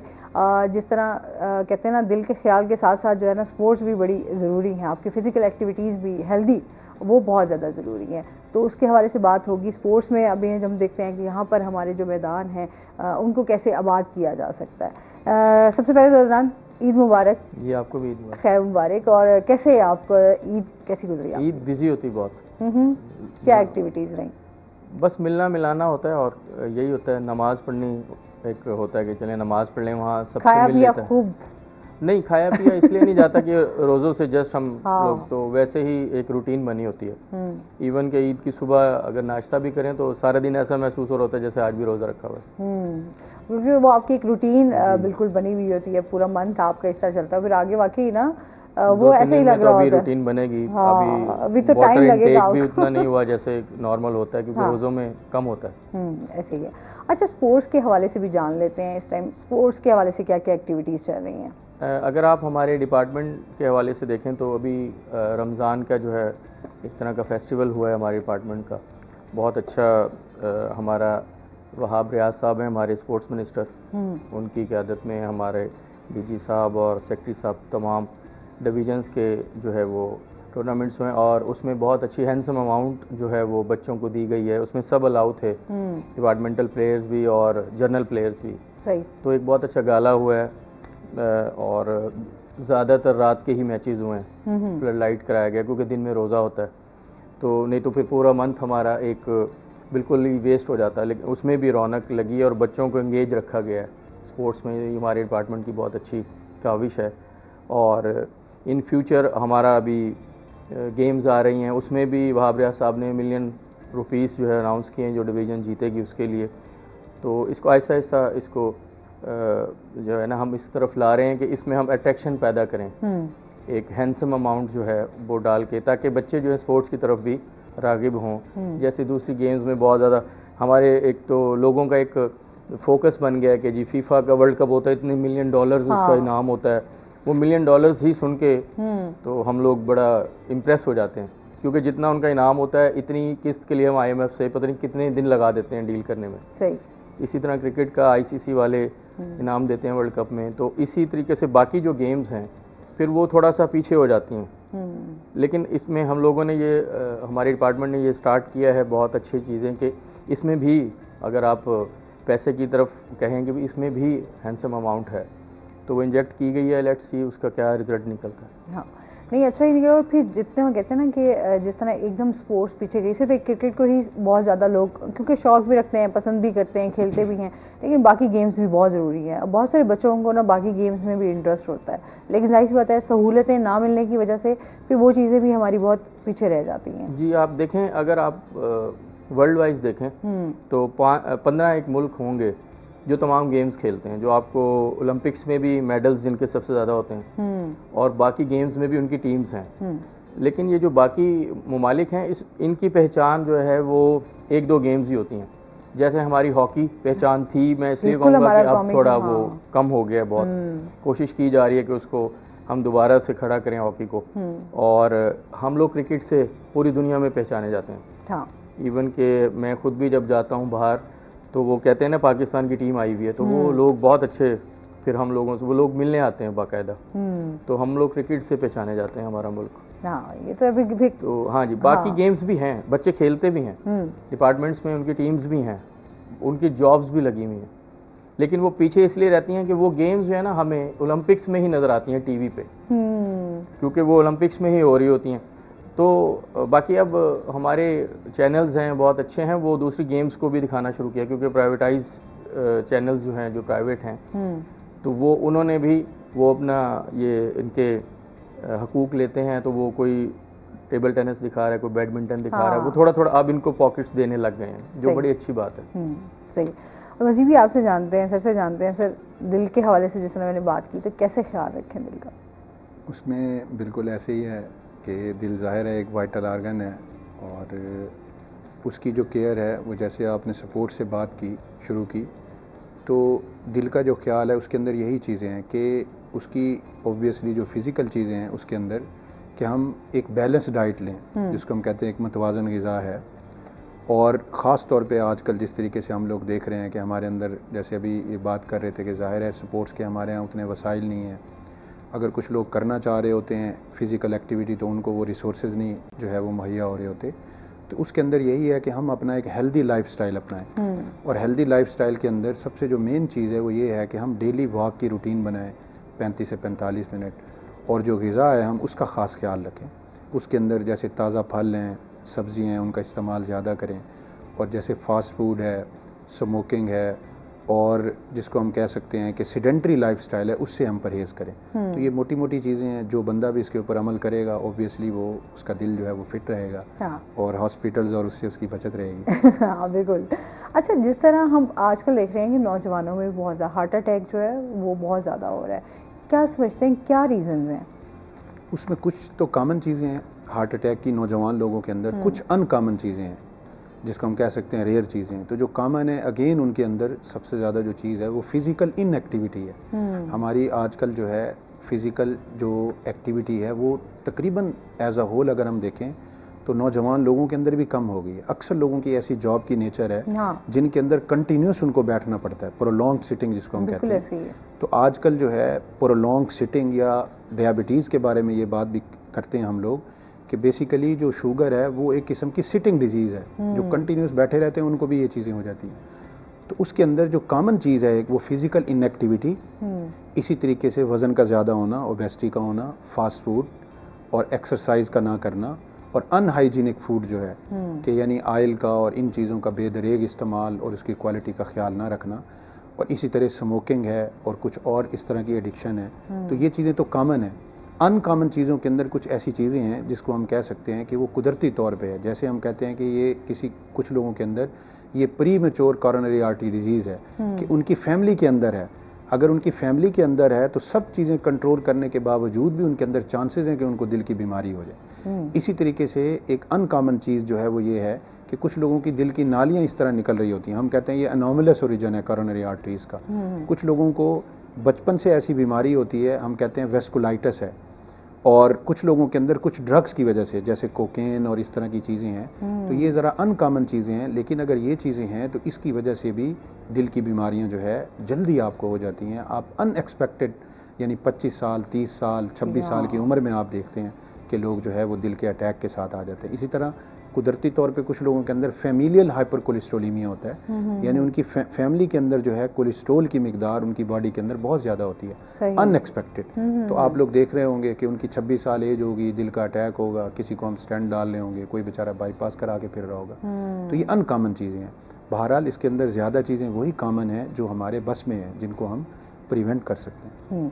अच्छा, आप क्या देखते हैं कि अब तो बच्चों में भी जो है वो हार्ट के हवाले से काफ़ी प्रॉब्लम्स आ जाते हैं, उनकी क्या रीजंस होती हैं? उसकी अगेन यही जो हम बात कर रहे हैं अनकॉमन चीज़ जो है, अनकॉमन काजेज़ हैं, उनकी फैमिली है और ख़ास तौर पे बच्चों के अंदर भी मोटापा है। हमारे यहाँ एक कॉमन चीज़ होती है कि माएँ अपने बच्चों को जब तक कि उसका वेट ज़्यादा ना हो जाए उनको यही हेल्दी और ऐसे हमारे बच्चे जो है ना तो गुपलू सा लगे और वो जो है, तो उसके लिए वो ऑब्वियसली हमारे घरों में भी इस चीज़ की केयर नहीं की जाती। उनको भी ऑयल और इसका बहुत ज़्यादा इस्तेमाल, तो इस वजह से अगर हम बाहर के मुल्कों से कंपेयर करें तो उनकी इवन स्कूल्स के अंदर भी जो चीज़ें उनकी कैंटीन पे अवेलेबल होती हैं उसकी ख़ास जो रिकमेंडेशंस होती हैं, जो यानी उनकी सेहत के एतबार से उस तरह की डाइट वहाँ से मिलती है। उसके अलावा डाइट अवेलेबल ही नहीं होती। हाँ, तो हमें इसका भी जो है फिर हमारे बच्चे खाते भी तो ज़्यादा बाहर के हैं। अब तो हम लोग ये देखते हैं कि बच्चों फास्ट फूड की तरफ ज़्यादा चले गए हैं। बच्चे क्या बड़े सभी इसी इस पे चले गए हैं। हमारा लाइफस्टाइल टोटली चेंज हो गया है। अब इवन के जिस तरह अभी ईद भी गुजरी तो हमारा मोस्टली देखिए अच्छा घर के खाने ज़्यादा होते हैं, या लेकिन मोस्टली लोग जो है वो आउटिंग के लिए बाहर ही आपका होता है। बिल्कुल ऐसे। तो हम लोग खाने बाहर के ज़्यादा लाइक कर रहे होते हैं बजाय कि हम अपने घर के खाने। बिल्कुल ऐसे ही है जिस तरीके से आप बात कर रहे हैं कि जाहिर है जब वालिदैन जो है वो बाहर जाएंगे उनके अंदर ये मिजाज होगा तो बच्चों का भी वैसा ही मिजाज है। तो घर में जितनी भी चीज़ें बनी हों उसके बावजूद बच्चों की कोशिश होती है कि हम बाहर का खाना खाएं, खास तौर पे जो फास्ट फूड है, पिज़्ज़ा और बर्गर और इस तरह की जो चीज़ें हैं। तो आप सही कह रहे हैं, इससे अवॉइड करना चाहिए। पहले होता हमारी माएँ जो है वो लंच बॉक्स में सुबह जो हमारे दिया जाता था उसमें अंडा पराठा का कोई इस तरह की अच्छी चीज़ें हेल्दी जो बच्चों होममेड चीज़ें जो हम कहते थे। बिल्कुल। अभी क्या होता है कि आपके बाहर की चीज़ें जो है वो आप जो है वो लंच बॉक्स में बच्चे लेते ऐसे ही है, वो KNN से चीज़ें लेते हैं उसी को फिर बना के डिफरेंट। हाँ, आपकी होते हैं कि नगेट्स खा लिए आपने, कोई बर्गर खा लिया, कुछ इस तरह की। अच्छा अदनान, जिस तरह हम स्पोर्ट्स की बात कर रहे हैं तो सहूलतें क्या क्या दी जा रही हैं, थोड़ा सा इस हवाले से भी बताएं। क्योंकि हम ये देखते हैं कि अगर हमारे ग्राउंड दो रहे हैं तो फिर आपको उस तरीके से फैसिलिटीज़ नहीं मिल रही होती, उस हवाले से बताइएगा। देखें ये एक परसेप्शन है, लेकिन इसके पीछे जो असल हकीकत है वो ये देखें, ये जो हमारा अभी पिछले अदवार में जो हमारी हुकूमत गई है, उन्होंने क्योंकि कोरोना में 2 साल गुजारे, उन्होंने जो फैसिलिटीज़ को अपग्रेडेशन के लिए जो है उन्होंने काम किया और मेरे ख्याल 500 से ज़्यादा ऐसी स्पोर्ट्स फैसिलिटी हैं जो पूरे पंजाब में जिनको अपग्रेड किया गया। अरबों रुपए का उस पर काम हुआ। जैसे मुझे बार बार बताना पड़ता है कि हमारे DG खां में ऑस्ट्रो टर्फ दिया गया और हमारे मुल्तान में ऑस्ट्रो टर्फ दिया गया। तो पहले एक ही ऑस्ट्रो टर्फ होता था। तो और उसके अलावा स्पोर्ट्स जिम्नेजियम्स को जो है वो अपग्रेड किया गया, वहाँ पे जिम का सामान, ये सब चीज़ें। और हमारा स्पोर्ट्स का महकमा जस्ट सिर्फ स्पोर्ट्स नहीं है, वो एक पूरी एक अपने अंदर एक पूरी दुनिया है। हम लोगों ने यानी कि हमारा डिपार्टमेंट वहाँ पे फैसिलिटी बनाता है जो ज़मीन फिर हमारे नाम कर दी जाए हमारे डिपार्टमेंट को। तो हमें अभी बहुत ज़रूरत है जो लैंड रिफॉर्म्स की, क्योंकि हमारे बहुत से ऐसे इलाके हैं वहाँ पे हमारा स्टेट लैंड नहीं है। वहाँ पे हमारा जिसको आप बोलते हैं कि दूसरी बहुत सारी जैसे है ना, हमारे मजहबी एक वो कहते हैं कि जी हिंदू लैंड है और मुस्लिम लैंड्स वगैरह है, औकाफ मींस लैंड्स वगैरह। तो ये आप इनको अपने नाम नहीं करवा सकते यानी कि किसी डिपार्टमेंट के, क्योंकि इनमें लैंड रिफॉर्म्स नहीं हुई और इनकी बहुत सारी ज़मीन है, काश्त भी हुई है, बगैर काश्त वाली भी है। तो अगर ये हम लैंड रिफॉर्म्स करें कि स्पोर्ट्स के लिए ये दे दी जाए, इवन कि ये लीज पे दे दी जाए 100-100 साल की, तो वहाँ पे स्टेडियम्स बन सकते हैं, स्पोर्ट्स की फैसिलिटीज़ बन सकती हैं, उस पर भी काम हो रहा है। और उसके अलावा फिर वो उनकी जो है अब जैसे अब हमने क्रिकेट के बहुत सारे ग्राउंड्स को अपग्रेड किया है, वहाँ फ्लड लाइट्स लगाई हैं। सही। और आपको पता है ये फ्लड लाइट्स जो 3-3, 4-4 करोड़ की लगती हैं, ये बहुत महंगा काम है। तो फिर अब जो हमारी हुकूमत है, जो अभी केयर टेकर्स हैं, इन्होंने भी बहुत अच्छा एक इनिशिएटिव लिया, क्योंकि ये थोड़े दिनों के लिए थे, इन्होंने कैश इन्वॉल्व किया है, उसको इंजेक्ट किया है कि बच्चों को इनामात में कैश मिले ताकि बच्चे अट्रैक्ट हों और स्पोर्ट्स में आए। अब लेट्स सी कि इलेक्शन जब होते हैं, वो एक प्रॉपर गवर्नमेंट आए तो उसकी एक 5 साल पॉलिसी हो जिसको फिर हमारा महकमा फॉलो करे। तो ये कंसिस्टेंसी से होती है हर चीज़। हम थोड़ा सा बैड लक कहूँगा कि कंसिस्टेंसी नहीं आ रही, चीज़ें स्टार्ट होती हैं, कोई और आ जाता है तो उस चीज़ें डायरेक्शन चेंज हो जाती है। अभी चीज़ों के रिजल्ट आना होता है तो कोई और मायूस होकर जो है उसको कुछ और, तो अभी तक हमें डायरेक्शन नहीं मिली, क्योंकि मेरे नज़दीक 10 साल चाहिए होते आपको एक प्लेयर तैयार करने में, तो जो आपको ओलंपिक्स पे पाकिस्तान को प्रेजेंट करें, मेडल्स लेके आएँ, मेडल्स ना भी लाएँ तो वहाँ एक रिस्पेक्टिव तरीके से जो है ना वहाँ उसको मुकाबला तो करें। हाँ बिल्कुल ऐसे ही। तो अब आप देखेंगे वो ना होने की वजह से हम लोग हॉकी में भी पीछे हैं। कहाँ हम लोग राज किया करते थे, चैंपियन ट्रॉफी। अच्छा वाकई ना, अच्छा ये क्या आप समझते हैं कोचेस की भी हवाले से बताइए कि हम ये कहते हैं यार अच्छे कोचेस होंगे तो एक आप अच्छी टीम जो है वो तैयार कर सकते हैं। वो बात फिर वही आती है ना कि एक स्ट्रक्चर बनेगा ना, और एक जैसे एक मोटो होगा, एक गोल दिया जाएगा कि हमारा, जैसे अभी हमारे महकमे ने बहुत अच्छा काम किया ओलंपिक ड्रीम के नाम से।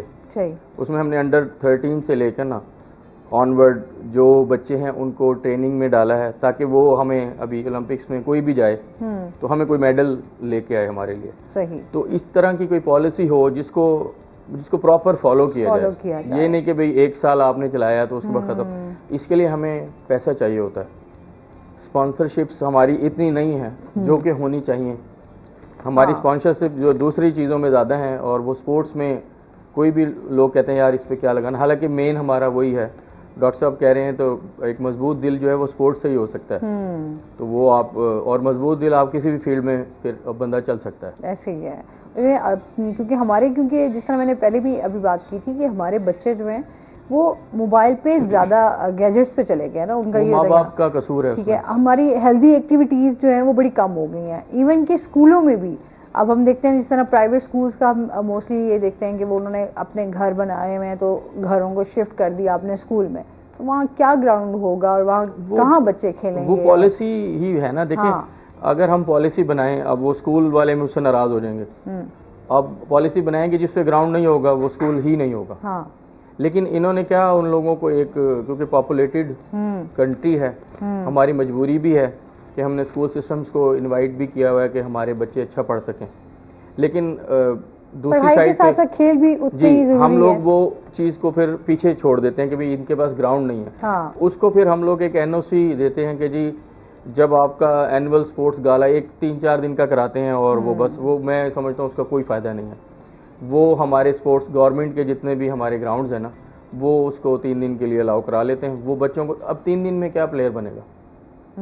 हम लोग जिन स्कूलों के पढ़े हुए हैं उनमें ग्राउंड होते थे बहुत बड़े, और हमारे एनुअल जो खेल होते ही होते थे, जो गालाज वगैरह। उसके अलावा हमारी एक टीम होती थी हर चीज़ की उस स्कूल के नाम से, जो कि पार्टिसिपेट करती थी सारा साल और रिप्रेजेंट करती थी हमारे स्कूल को।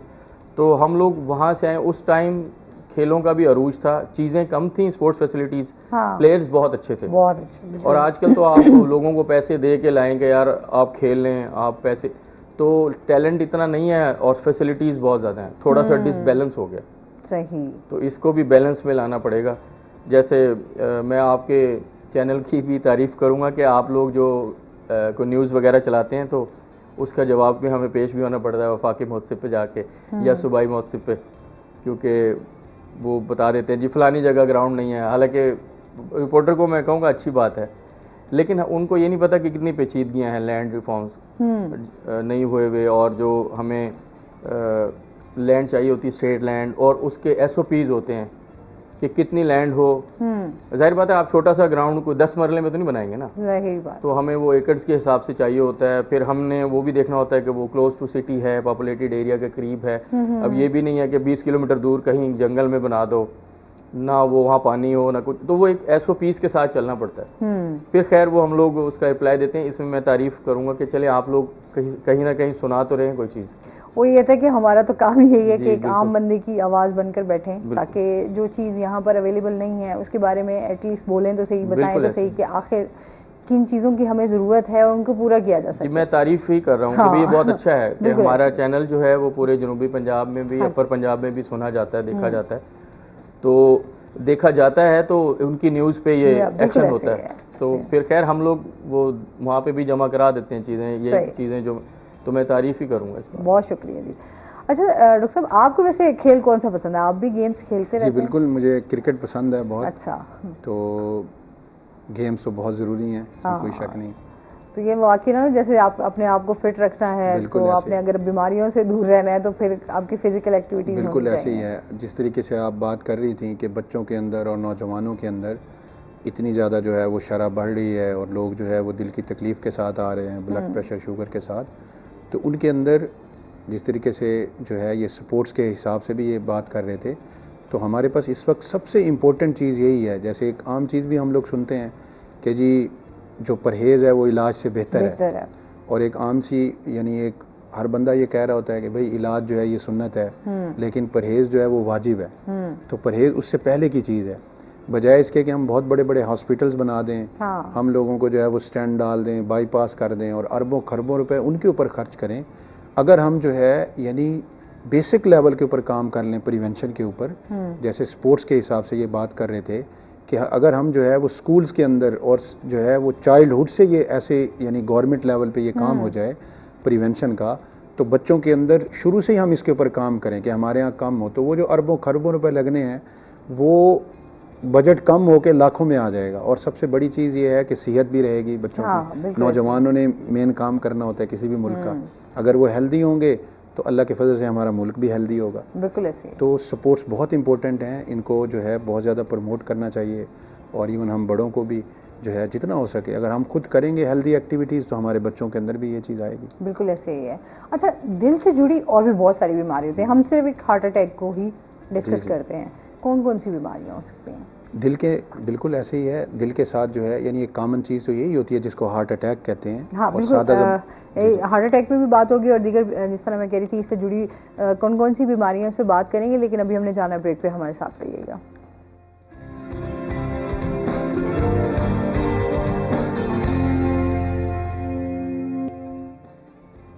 वेलकम बैक नाज़रीन। अच्छा जी, बात हो रही थी कि कौन कौन सी बीमारियां हैं जी। तो एक कॉमन सी चीज़ तो यही जो हम लोग सुन रहे होते हैं आम लेमैन जो है कि जी दिल का अटैक हो गया। तो दिल का अटैक बेसिकली हम तब कहते हैं कि जो दिल की जो नालियाँ हैं जो दिल को खुद खून सप्लाई कर रही हैं, जब उनके अंदर रुकावट आती है तो हम कहते हैं हार्ट अटैक हो गया। मरीज़ भी पूछ रहे होते हैं कि क्या मसला है, तो उनको बताते हैं कि आपकी जो दिल की वेन्स हैं या दिल की जो रगें हैं या दिल की जो शरियानें हैं उनके अंदर रुकावट आ गई है। तो ये बेसिकली एक एस्पेक्ट है दिल की बीमारी का। इसके अलावा इसी तरीके से कुछ और कॉमन चीज़ें हैं हमारे मुल्क के अंदर, वो अगेन वही बात आ जाती है प्रिवेंटिव जो है वो यानी लेवल पे, कि उसके अंदर हम कहते हैं दिल के वेल्व्स का जो है वो इशू होना, दिल के वेल्व्स की बीमारी जो है। कि दिल के जो वेल्व्स हैं वो मुतासर हो जाते हैं, और उसके अंदर भी अगेन वही है कि ये जो ओवर क्राउडिंग है और पोअर जो है वो सैनिटरी, और ये जो हम कह सकते हैं पॉवर्टी है, लोगों को जो है वो सेहत का सही ना मिलना और अच्छी तरीके से जो है वो डाइट और इन चीज़ों का ख्याल ना रखना, तो उसकी वजह से जो है वो दिल के वेल्व्स का मसला हो जाता है। तो वो एक बहुत बड़ा सबसेट है हमारे पाकिस्तान के अंदर, इंडिया और बांग्लादेश के अंदर, यानी इस तरह की जो है वो भी पेशेंट्स मिलते हैं। इसी तरीके से ब्लड प्रेशर की वजह से दिल के ऊपर असर आ जाता है। हम कहते हैं जी ब्लड प्रेशर की असर की वजह से दिल कमज़ोर हो गया। इसी तरीके से कुछ लोगों के अंदर शुगर की वजह से दिल कमज़ोर हो जाता है। शुगर की वजह से दिल, हम सादा ज़बान में कह रहे होते हैं कि जी इनका दिल का जो है वो साइज़ बढ़ गया है, दिल के पट्टे कमज़ोर हो गए। इसी तरीके से कुछ ऐसी ड्रग्स हैं जिस तरीके से कुछ कैंसर वाले मरीज़ ले रहे होते हैं, उसकी वजह से बाज़ दफ़ा दिल मुतासर हो जाता है। कुछ और ऐसी बीमारियां हैं जो बज़ाहिर तो दिल की नहीं है डायरेक्ट, लेकिन उनकी वजह से दिल मुतासर हो जाता है। बाज़ ऐसी कंडीशन है जिनकी वजह से दिल की झिल्ली के अंदर पानी आ जाता है, जैसे टीबी है, गुर्दों का मसला है, तो अब है तो वो मसला, लेकिन इनडायरेक्टली दिल मुतासर हो जाता है। इसी तरीके से जितने गुर्दों वाले मरीज़ होते हैं, जिनके गुर्दे फेल होते हैं, अल्टीमेटली उनका दिल भी आखिर में कमज़ोर हो जाता है। इसी तरीके से वो मरीज़ जिनको छाती की यानी जो है हम जिनको कहते हैं फेफड़ों का मसला है सिगरेट की वजह से या किसी और वजह से, तो अल्टीमेटली उनका भी दिल कमज़ोर हो जाता है। सही। तो ये सारी ऐसी बीमारियां हैं जिनके अंदर दिल जो है वो मुतासर हो जाता है। और कुछ ऐसी बीमारियां हैं जो स्पोर्ट्स के रिलेटेड यानी नौजवान लोगों के अंदर हम कहते हैं कि वो कंजेनिटल हैं, यानी मौरूसी बीमारियां हैं कुदरती तौर पे जो है। तो उनके अंदर एक बीमारी होती है, हम उसको कहते हैं हुक्म, हाइपरट्रॉफिक ऑब्स्ट्रक्टिव कार्डियोमायोपैथी। तो अक्सर जो है स्कूल गोइंग बच्चों के अंदर जब वो खेल रहे होते हैं, खास तौर पे रनिंग कर रहे होते हैं, तो यकदम कोलैप्स कर जाते हैं, बेहोश हो जाते हैं। तो बाज़ दफ़ा खुदा न खास्ता कुछ बच्चों की डेथ भी हो जाती है। लेकिन अगर वो टाइमली आ जाएं तो उनके अंदर अगर हम वर्कअप करें तो हमें पता चलता है कि इनको दिल के पट्टों की बीमारी है जो कि कुदरती तौर पे चल रही है। तो अगर अर्ली वो पिक हो जाए और अर्ली स्क्रीनिंग हो जाए तो उससे अल्हम्दुलिल्लाह जो है जो ख़तरनाक जो चीज़ें उनसे बचा जा सकता है। उसका आजकल इलाज है, मुख्तलिफ जो है वो डिवाइस थेरापी है, उससे जो है उनका इलाज किया जा सकता है। तो ये सारी ऐसी बीमारियां हैं दिल के अटैक के अलावा जो दिल को मुख्तलिफ तरीकों से असरअंदाज कर रही होती हैं। सही। और कहते हैं ना आपका ये एक पूरा एक निज़ाम होता है, अगर थोड़ी सी कोई बीमारी इस तरह की हो जाए तो आप पूरे के पूरे हिल जाते हैं। वैसे भी इंसान के दिल और दिमाग में वहम से ही एक रह जाता है कि फिर आपका जो है वो चीज़ें जो है आपकी सारी डिस्टर्ब हो जाती हैं। अच्छा, डाइट भी किस तरह की होनी चाहिए? यानी जो रिकमेंडेशंस हैं वो तो यही डाइट है, हम लोग भी लोगों को यही यानी प्रमोट करते हैं और बताते हैं कि हेल्दी लाइफस्टाइल हो। उसमें जो यानी हमारी जो बुक्स के अंदर है वो डैश डाइट प्लान के नाम से मेडिटेरेनियन डाइट, तो उसका जो खुलासा जो है निचोड़ वो ये है कि हमारी जो डाइट है उसके अंदर सब्जियों का ज़्यादा इस्तेमाल हो, ताज़ा फलों का ज़्यादा इस्तेमाल हो, और जो प्रोटीन डाइट है जिसके अंदर हम ख़ास तौर पे कहते हैं कि मुर्गी का गोश्त इस्तेमाल करें, मछली का जो है या जो बकरा है जो है उसका भी इस्तेमाल कर सकते हैं। हम लोग ज़्यादातर लोगों को जो रेड मीट है, बड़ा जो गोश्त है, वो कहते हैं कि कोशिश करें अवॉइड करें। हाँ। इसी तरीके से नमक का हम बताते हैं कि भाई नमक का कम से कम इस्तेमाल हो अपनी डाइट के अंदर, जो है वो ऑयली और बेकरी प्रोडक्ट्स और ये जो फास्ट फूड है उससे हम परहेज़ करें। सही। अगर कोई बंदा अच्छी जो है वो एक्सरसाइज कर रहा है और उसके यानी स्पोर्ट्समैन है और उसकी अपनी एक एक्टिविटीज़ हैं तो वो कभी कभार ये चीज़ें भी ले सकता है। ओबियसली बैलेंस डाइट अपनी रखें। हाँ। ये कहते हैं ना वो आप एक ही तरह का खाना जो है वो नहीं खा सकते, अब आपको भी टेस्ट जो है वो चेंज इंसान चाह रहा होता है कि कुछ ज़रा रूटीन से हटकर कुछ बिल्कुल ऐसे ही। तो अगर हम अपनी यानी जो है वो लाइफ को बैलेंस रखें तो ये चीज़ें भी किसी हद तक हम ले सकते हैं। सही। ठीक है, ऐसा भी नहीं है यहाँ कि हम बिल्कुल इन चीज़ों को वो कर रहे हैं, तो कभी कभार ले सकते हैं। अगर हमारा हेल्दी लाइफस्टाइल है, एक बंदा जो है वो डेली अपना जो है उसको वो अच्छा स्पोर्ट्समैन है, कोई गेम कर रहा है इसी तरीके से, या वो वॉक कर रहा है अपनी डेली जो है, वो जो है स्मोकिंग नहीं करता, उसने अपना वज़न जो है वो बेहतरीन रखा हुआ है, उसको शुगर और ब्लड प्रेशर का इशू नहीं है, या अगर है तो वो कंट्रोल है, तो वो कभी कभार ये चीज़ें ले सकता है। ऐसी बात नहीं है कि उसके लिए भी ये चीज़ें मना है। सही। तो ये चीज़ें हैं कि मना नहीं है, बस आप उनका इस्तेमाल जो है ना वो अपना कहते हैं ना आपके लाइफस्टाइल उसको बस चेंज करने की, बेहतर करने की ज़रूरत है। अच्छा, इसके साथ ही बात कर लेते हैं हम, पाकिस्तान और न्यूजीलैंड के मैचेस स्टार्ट हो चुके हैं, थोड़ा इस हवाले से भी अदनान से जानते हैं। जी, ये बड़ा अच्छा इंटरनेशनल टीम्स आती हैं, बाकायदगी से आने लग गई हैं और हमारी सीरीज़ भी बहुत अच्छी हुई है। कल 5वां मैच था और मैं अप्रिशिएट करूँगा न्यूजीलैंड ने बहुत अच्छा मैच खेला। हमारी टीम शुरू में क्लैप्स कर गई लेकिन वो रिजवान बहुत अच्छा खेला, अनफॉर्चुनेटली 100 नहीं कर पाया, लेकिन चलें 98 नॉट आउट भी अच्छा ही होता है, लेकिन 100 होता है। तो 2 नंबर भी जो है ना, और एक हमने हैंडसम टारगेट दे दिया था एक, वो जिसको हम आसान जबान में कहेंगे कि हमारी इज्जत बच गई, नहीं तो 50s में 3 आउट हो गए थे हमारे। 55 से पहले तो उन्होंने बहुत अच्छा खेला, उनका वो चैपमैन खेला वो 100 कर गया और उन्होंने चेस बहुत अच्छा किया। हमारे बॉलर्स को समझ ही नहीं आ रही थी वो फील्डर्स किधर लिए हुए थे, बॉलें किधर करा रहे थे, तो वो अजीब ही एक उनसे संभला ही नहीं। वो जब 72 रन्स चाहिए थे और आई थिंक 6-7 ओवर रह गए थे, लेकिन उन्होंने संभलने नहीं दिया हमारी टीम को। हर ओवर में अच्छे से अच्छे बॉलर्स को जो है ना बाउंड्रीज पड़ी और वो बहुत अच्छा खेले। वो अगर वो शुरू के मैचेस से ही अच्छा खेलते तो हम एक मैच भी ना जीत पाते, लेकिन शुक्र है उनकी जो टीम में लड़कों की फॉर्म बाद में ही आई, तो हम लोगों ने अच्छी सीरीज जीती वो। हाँ। अच्छा क्या चीज़ें ज़रूरी हैं मैं कि आपने मैच जीतना हो तो आपने क्योंकि एफर्ट्स तो हर बंदा ही कर रहा होता है, आप क्या समझते हैं क्या चीज़ें होनी ज़रूरी हैं? देखें अभी तो हमें 75 साल हो गए एक चीज़ बनी हुई है, लेकिन मेरे नज़रिया अभी भी यही है कि सबसे पहले चीज़ होती है कि मेरिट। जब आप मेरिट पे चलेंगे तो आपकी हर चीज़ कोई भी शोबा होगा उसमें आपको एक अच्छा रिज़ल्ट मिलेगा। आप चीज़ तो बना लेंगे, डिमेरिट करके भी बना लेंगे, वो चीज़ चलती भी रहेगी, हार जीत, लेकिन जो एक प्रॉपर सिस्टम होता है ना, सिर्फ हम क्रिकेट का नहीं, बहुत सारी गेम्स का अगर हम उनको प्रॉपर लेके चलेंगे तो फिर प्रॉपर किस्म के जो हैं प्लेयर्स बाहर आते हैं। तो घोड़े और गधे को एक नहीं कर सकते आप। सही बात है। तो गधा नज़र आ जाता है टीम में कि कौन गधा है, ठीक है ना, बेशक वो घोड़ों में खेल रहा होता है तो वो छुपा हुआ भी होता है, लेकिन ये है कि वो नजर आ जाता है। जी। तो आप डरबी में जो है घोड़े ही भगाएंगे, गधे नहीं भगाएंगे। लेकिन हमारे मुल्क में मैं फिर कहूँगा कि अभी ये इतना सिस्टम नहीं हुआ, पसंद भी नहीं किया जाता मेरिट को। वो कहते हैं यार इतना मेरिट नहीं होना चाहिए, वो मेरे एनु खिला दे वो, तो ये होता है। ये चीजें वाकई ना आपका एक फेवरेटिज्म जो है ना मुस्लिम ममालिक में ज्यादा है। हाँ, मैं ये चीजें खत्म होनी चाहिए और टैलेंट को नेशन को आगे रखें आप। हाँ। दूसरी जितने भी मुल्क है ना वहाँ हर चीज़ है, वहाँ करप्शन भी है, वहाँ धोखाधही भी है, और इवन के बहुत हद पे डिमेरिट्स भी हैं, लेकिन वो नेशन को आगे रखते हैं। कोई ऐसी चीज़ ना हो जिससे आपकी नेशन को नुकसान पहुंचे, नेशन का एक बैड इमेज जाए, ऐसी चीज़ कोई ना हो। अंदरूनी मामलात अंदरूनी होते हैं, लेकिन हम लोग तो बस मैं अब कैसे कैसे आपको वाक़यात बताऊं। प्लेयर्स से ओलंपिक्स में झंडे लेके मिनिस्टर्स कहते हैं हमें पकड़ने दो, हालांकि ऐसा नहीं ये हमारे ममालिक में ही होता है, हम जैसे ममालिक में। बिकॉज इस पे मजीद भी हम बात करते हैं। नाज़रीन अभी हमने जाना है ब्रेक पे, हमारे साथ रहिएगा।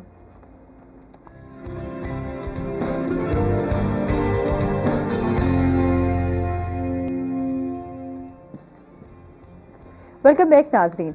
अच्छा, बात हो रही थी हमारी जिस तरह खेलों के हवाले से, अब क्या समझते हैं, जिस तरह हम लोग एक कोचेस की भी बात कर रहे थे, सहूलतों के हवाले से भी बात कर रहे थे, साथ साथ आपसे ये जानते हैं कि एक बेस्ट प्लेयर बनने के लिए क्या ज़रूरी है? देखें, बेस्ट प्लेयर बनने के लिए मेहनत तो ज़रूरी है और फैमिली की सपोर्ट बहुत ज़रूरी है, क्योंकि हमारा सिस्टम एक प्लेयर को प्लेयर बनने में सपोर्ट उस हद तक नहीं करता, क्योंकि उसमें बहुत सारे डार्क साइड्स हैं, और मैं उसमें क्या अपने हमारी पॉलिसीज़ ऐसी हैं, और अच्छा और बुरा जो है वो देखा जाता है कि फेवरेटिज्म है, मैं उसको यूँ कहूँगा। पॉलिटिक्स है, स्पोर्ट्स पॉलिटिक्स बहुत है, जिसकी वजह से हम पीछे रह गए हैं। ये भी बहुत स्पोर्ट्स की जो पॉलिटिक्स है ना, इससे ये बहुत डिस्टर्ब कर रही है हमारे खेलों को।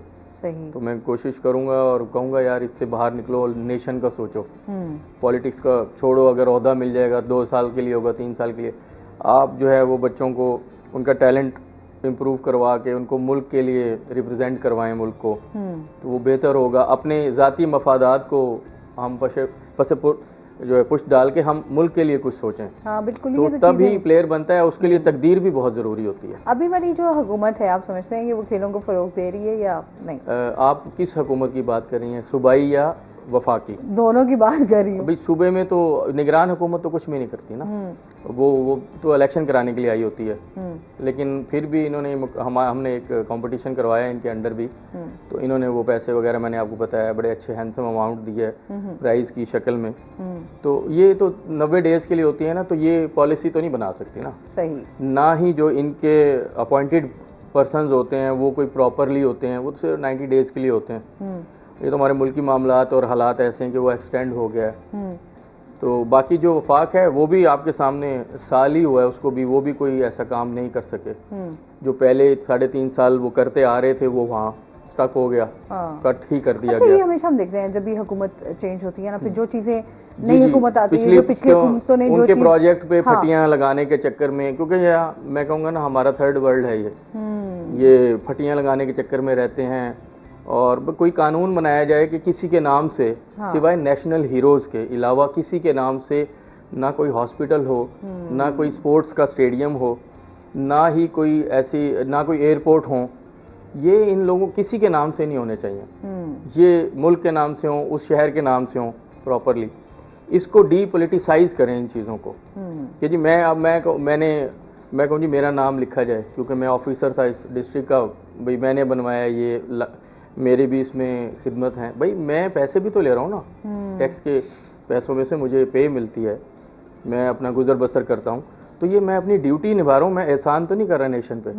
मैं कहूँ जी मेरी फट्टी लगे, और कोई भी मिनिस्टर आया है या कोई हमारा, इवन के हमारे हायर लेवल के जो ऑफिसरान हैं, हम सब एक ड्यूटी कर रहे हैं ना नेशन के लिए, नेशन के बच्चों को, और नेशन का झंडा वो जाके उठाएं।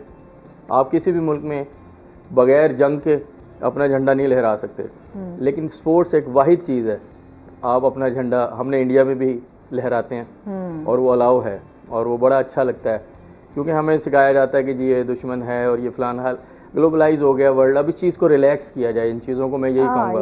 ये तो है, बस वो कहते हैं ना कि चीज़ों को अफगानिस्तान जैसा मुल्क स्पोर्ट्स में आगे जा रहा है, क्रिकेट में वो दुनिया में अब पहचाना जा रहा है, तो हमें भी कुछ सोचना चाहिए। और ये खेलों को फरोग देंगे तो फिर तभी आपका मुल्क ये चीज़ों की, ये जो रंजिशें हैं जो हमने ममालिक से रखी हुई हैं, ये इनको मजबूत करें।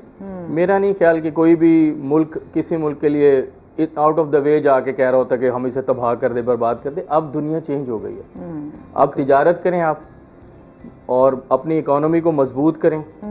जितने पैसे आपके पास पीछे पड़े होंगे, आपके मुल्क के पैसे की भी ताकत होगी। ऐसे ही है, ये चीजें तो बड़ी, हम इन चीज़ों से निकलें बाहर। हमने स्पोर्ट्स अपने जो है वो सियासत में डाल दिया, बिल्कुल। ये तो है, ये एक अलहदा चीज़ है जिसके हमें कहते हैं हम बड़ी ज़रूरत है नौजवानों के हवाले से, बहुत सख्त ज़रूरत है, नहीं तो बहुत आगे मुश्किल हालात हो जाएंगे। अच्छा, इसके साथ सर जिस तरह हम ब्लड प्रेशर की भी बात कर रहे थे, ब्लड प्रेशर को किस तरह कंट्रोल किया जा सकता है? बिल्कुल, ब्लड प्रेशर की अगर हम बात करें तो तकरीबन 90% ऐसा ब्लड प्रेशर होता है जिसको हम कहते हैं इसेंशियल हाइपरटेंशन है, जो कि जिसको हम कह सकते हैं कि उसकी कोई ख़ास वजह नहीं मिल रही होती। सही। 5 to 10% ऐसा ब्लड प्रेशर है जिसकी कुछ वजूहात होती हैं, जैसे हमने बात की गुर्दों की वजह से ज़्यादा हो जाता है, कुछ थायराइड, गले के अंदर जो ये गदूद हैं उनकी वजह से हो जाता है, कुछ दिल की ऐसी बीमारियाँ होती हैं, कॉकटेशन ऑफ एओर्टा, इसी तरह कोई एड्रीनल ग्लैंड्स वगैरह की। तो 5 to 10% ऐसी चीज़ें होती हैं जिनके अंदर वजूहात हमें पता होती हैं, सेकेंडरी हाइपरटेंशन हम उसको कहते हैं। तो ऑब्वियसली उसके अंदर तो जब हम उस काज को रिमूव करेंगे तो ब्लड प्रेशर ठीक होगा। तो 90% जो है वो कोई काज नहीं मिलती। सही। उसके अंदर सारी जो चीज़ है वो एहतियात के ऊपर है कि हम अपनी वही बात है कि हम अपना वज़न जो है वो कम रखें, अपनी जो है डाइट के अंदर हम नमक का इस्तेमाल कम से कम करें। हमारे यहाँ एक कॉमन चीज़ है ना, वो नमक तो फिर यूँ समझ लेना कि बिल्कुल जिस तरह मीठा इस्तेमाल किया ऐसे जाता ही है, इसी तरीके से नमक का इस्तेमाल भी है। हालांकि जो रिकमेंडेशंस हैं वो 24 घंटे के अंदर जो एक चाय का छोटा चम्मच है वो एक बंदे की ज़रूरत के लिए उतना काफ़ी है। तो वो आप देखें, वो तो हमारे सालन और जो है वो रोटी और जो दूसरी चीज़ें, और ख़ास तौर पे जो नमक का ज़्यादा इस्तेमाल है वो एडिड साल्ट है। हमारे यहाँ जितनी बेकरी प्रोडक्ट्स और दूसरी हर चीज़ के अंदर नमक होता है। तो उसके अंदर एक मेन चीज़ यही है ब्लड प्रेशर के लिए कि हम नमक का इस्तेमाल कम करें, डेली 35 से 45 मिनट हम वॉक करें, अपना वज़न कम रखें, बाकायदगी से ब्लड प्रेशर चेक करते रहें। अगेन वही है कि हम अपनी डाइट का जो है यानी फलों का, ताज़ा सब्जियों का, इनका ज़्यादा इस्तेमाल करें, सलाद का हम इस्तेमाल ज़्यादा करें, और हम जो है यानी भूख रख के खाना खाएं। जैसे अल्लाह पाक का भी हुक्म है, सुन्नत भी है कि हम जो है यानी कम खाएं, कम सोएं और कम जो है ये एक जो है जब तक हम इसके ऊपर अमल करेंगे इन चीज़ों से बचे रहेंगे। अगर हम कम खाएंगे और जो है अपना वॉक और इन चीज़ों को बनाएंगे तो हमारा ब्लड प्रेशर क्यों होगा? ये सारा सीडेंट्री लाइफस्टाइल से, ओबीज होने से और डाइट का ख्याल ना रखने से है। अच्छा, इलाज जिस तरह अब जिद्दत आती जा रही है, टेक्नोलॉजी का इस्तेमाल भी अगर हम देखें अब काफ़ी उस हवाले से आगे बढ़ रहा है। हार्ट के हवाले से क्या टेक्नोलॉजी अब आई है, मज़ीद क्या जिद्दत आई है, थोड़ा उसके हवाले से भी बताएं। जी, हार्ट के हवाले से तो जो है अगर हम बात करें तो 2002 से यानी 2002 से लेके अब तक जो है बहुत एडवांसमेंट हुई है पूरी दुनिया के अंदर। अगर हम देखें तो ख़ास तौर पे जो यानी दिल के जो मरीज़ हैं उनकी जो मेडिसिन थी, जो टैबलेट थी या कैप्सूल जो हम कहते हैं सिंपल, उनके अंदर काफ़ी सारी नई दवाइयाँ आ गई हैं। ख़ास तौर पे ये 2017 से अब तक जो है ऐसी नई मेडिसिन आ गई हैं जिसको हम कह सकते हैं कि वो गेम चेंजर के तौर पे पूरी दुनिया के अंदर। अच्छा। उन्होंने रेवोल्यूशनरी चेंज ले हैं, ख़ास तौर पे ऐसे मरीज़ जिनका दिल कमज़ोर होता था और उनके अंदर एक नाउमीदी वाली कैफियत होती थी कि फॉर एग्जांपल एक 25 साल का बच्चा आ गया आपके पास, माँ बाप लेके आ गए, उसका दिल कमज़ोर है, तो वो एक नाउमीदी वाली कैफियत थी। तो ऐसे मरीज़ों के लिए नई मेडिसिन आ गई हैं जिससे जो है दिल के पट्टों के अंदर बेहतरी आ जाती है, दोबारा से वो बेहतर हो जाते हैं। इसी तरीके से नई मेडिसिन के साथ साथ कुछ डिवाइस थेरापी आ गई है जिसको हम आलात कह सकते हैं। तो उसके अंदर ICD है, CRT है, CRTD है, यानी हार्ट ट्रांसप्लांटेशन। जो इन लोगों का जो सही इलाज होता है एंड पे जो है रिफ्रैक्टिव स्टेजेस में, वो तो ये होता है हार्ट लंग ट्रांसप्लांट होता है। ऑब्वियसली जो हमारे मुल्क में नहीं है, बाहर के मुल्कों में भी इसकी बहुत ज़्यादा वो नहीं है, लिमिटेड जो है वो केसेस वो लोग जो है वो करते हैं, उस क्राइटेरिया पे पूरा उतरते हैं, और वो बहुत एक्सपेंसिव है। तो उससे पहले जो है यानी काफ़ी सारी अब नई चीज़ें हैं जो कि इवन अल्हम्दुलिल्लाह पाकिस्तान के अंदर आ गई हैं। वो नई मेडिसिन सारी अवेलेबल है। ये जो डिवाइस थेरापी मैं कह रहा हूँ, ये अल्लाह के फजल से अवेलेबल है। यानी पाकिस्तान के जो है इवन जो है यहाँ कार्डियोलॉजी के अंदर भी इसकी जो है वो फैसिलिटीज़ हैं। कराची के अंदर, लाहौर में और इस्लामाबाद में जो है डिवाइस थेरापी है। 10 से 15 लाख की जो है वो डिवाइसेस होती हैं। तो पाकिस्तान के अंदर अल्हम्दुलिल्लाह लोग चैरिटी भी बहुत करते हैं, गवर्नमेंट लेवल पे के ऊपर भी इसके ऊपर बहुत काम हो रहा है। तो अल्लाह का शुक्र है, ये चीज़ें यानी जो है जो आप पूछ रही थी लेटेस्ट अवेलेबल हैं। और अल्हम्दुलिल्लाह पाकिस्तान के अंदर भी ये इजीली जो है हो रहा है ये सारा काम हो रहा है। अच्छा, इसके साथ साथ जिनको हार्ट की तकलीफ हो चुकी है, जिनको हार्ट अटैक हो चुका हुआ है, वो किस तरह अपना ख्याल रखें? बिल्कुल, जिन लोगों को एक दफ़ा हार्ट अटैक हो जाता है, हम उन लोगों को यही समझाते हैं कि अब आपको एक दफ़ा तो ये तकलीफ़ हो गई, अब फ्यूचर के अंदर आपको दोबारा दिल का अटैक ना हो, आपका दिल दोबारा कमज़ोर ना हो, दिल के वाल मज़ीद जो है आपके ख़राब ना हो, उसके लिए हम उनको सख्ती से ये समझाते हैं कि आपने एहतियात भी करनी है, परहेज़ भी करना है, और ख़ास तौर पे जो मेडिसिन है दिल वाली वो मुस्तकिल चलती रहती है। तो हम उनको समझाते हैं कि भाई आप अपना पानी, खाना, रोटी, ये चीज़ें छोड़ दें, लेकिन अपनी दवाई के अंदर नागा ना करें, और कोशिश करें कि जो है यानी 1 महीने में, 2 महीने में, 3 महीने में अपना फॉलो अप रखें। ठीक है। और अगर वो बड़े शहरों में नहीं आ सकते, दूर दराज इलाकों से हैं, तो हम उनको ये समझाते हैं कि आप अपने इलाके में जो करीबी डॉक्टर हों, ये सारा रिकॉर्ड, सारी चीज़ें लेके उनको दिखा लें एटलीस्ट, ताकि आपको खुदा न खास्ता दोबारा अटैक ना हो। क्योंकि आपका सेकंड टाइम है तो वो ज़्यादा आपके रिस्क जो है वो बढ़ जाता है। बिल्कुल ऐसे ही है। डॉक्टर साहब, बहुत शुक्रिया, बहुत अच्छा लगा आप हमारे शो का हिस्सा बने और काफ़ी अवेयरनेस हमारे व्यूवर्स तक भी पहुंची। और अदनान, आपका भी बहुत शुक्रिया, बहुत अच्छा लगा। शुक्रिया, आप बुलाते रहते हैं। आपका भी शुक्रिया। आप आते हैं तो बहुत सारी चीज़ें जो है वो लोगों तक अवेयरनेस पहुंचती है। इसके साथ ही नाज़रीन, आज का शो यहीं पर ख़त्म हुआ। अपना बहुत सारा ख्याल रखिएगा, दुआओं में याद रखिएगा। इंशाल्लाह ज़िंदगी ने साथ दिया तो सुबह आपसे फिर मुलाकात होगी। अल्लाह हाफ़िज़।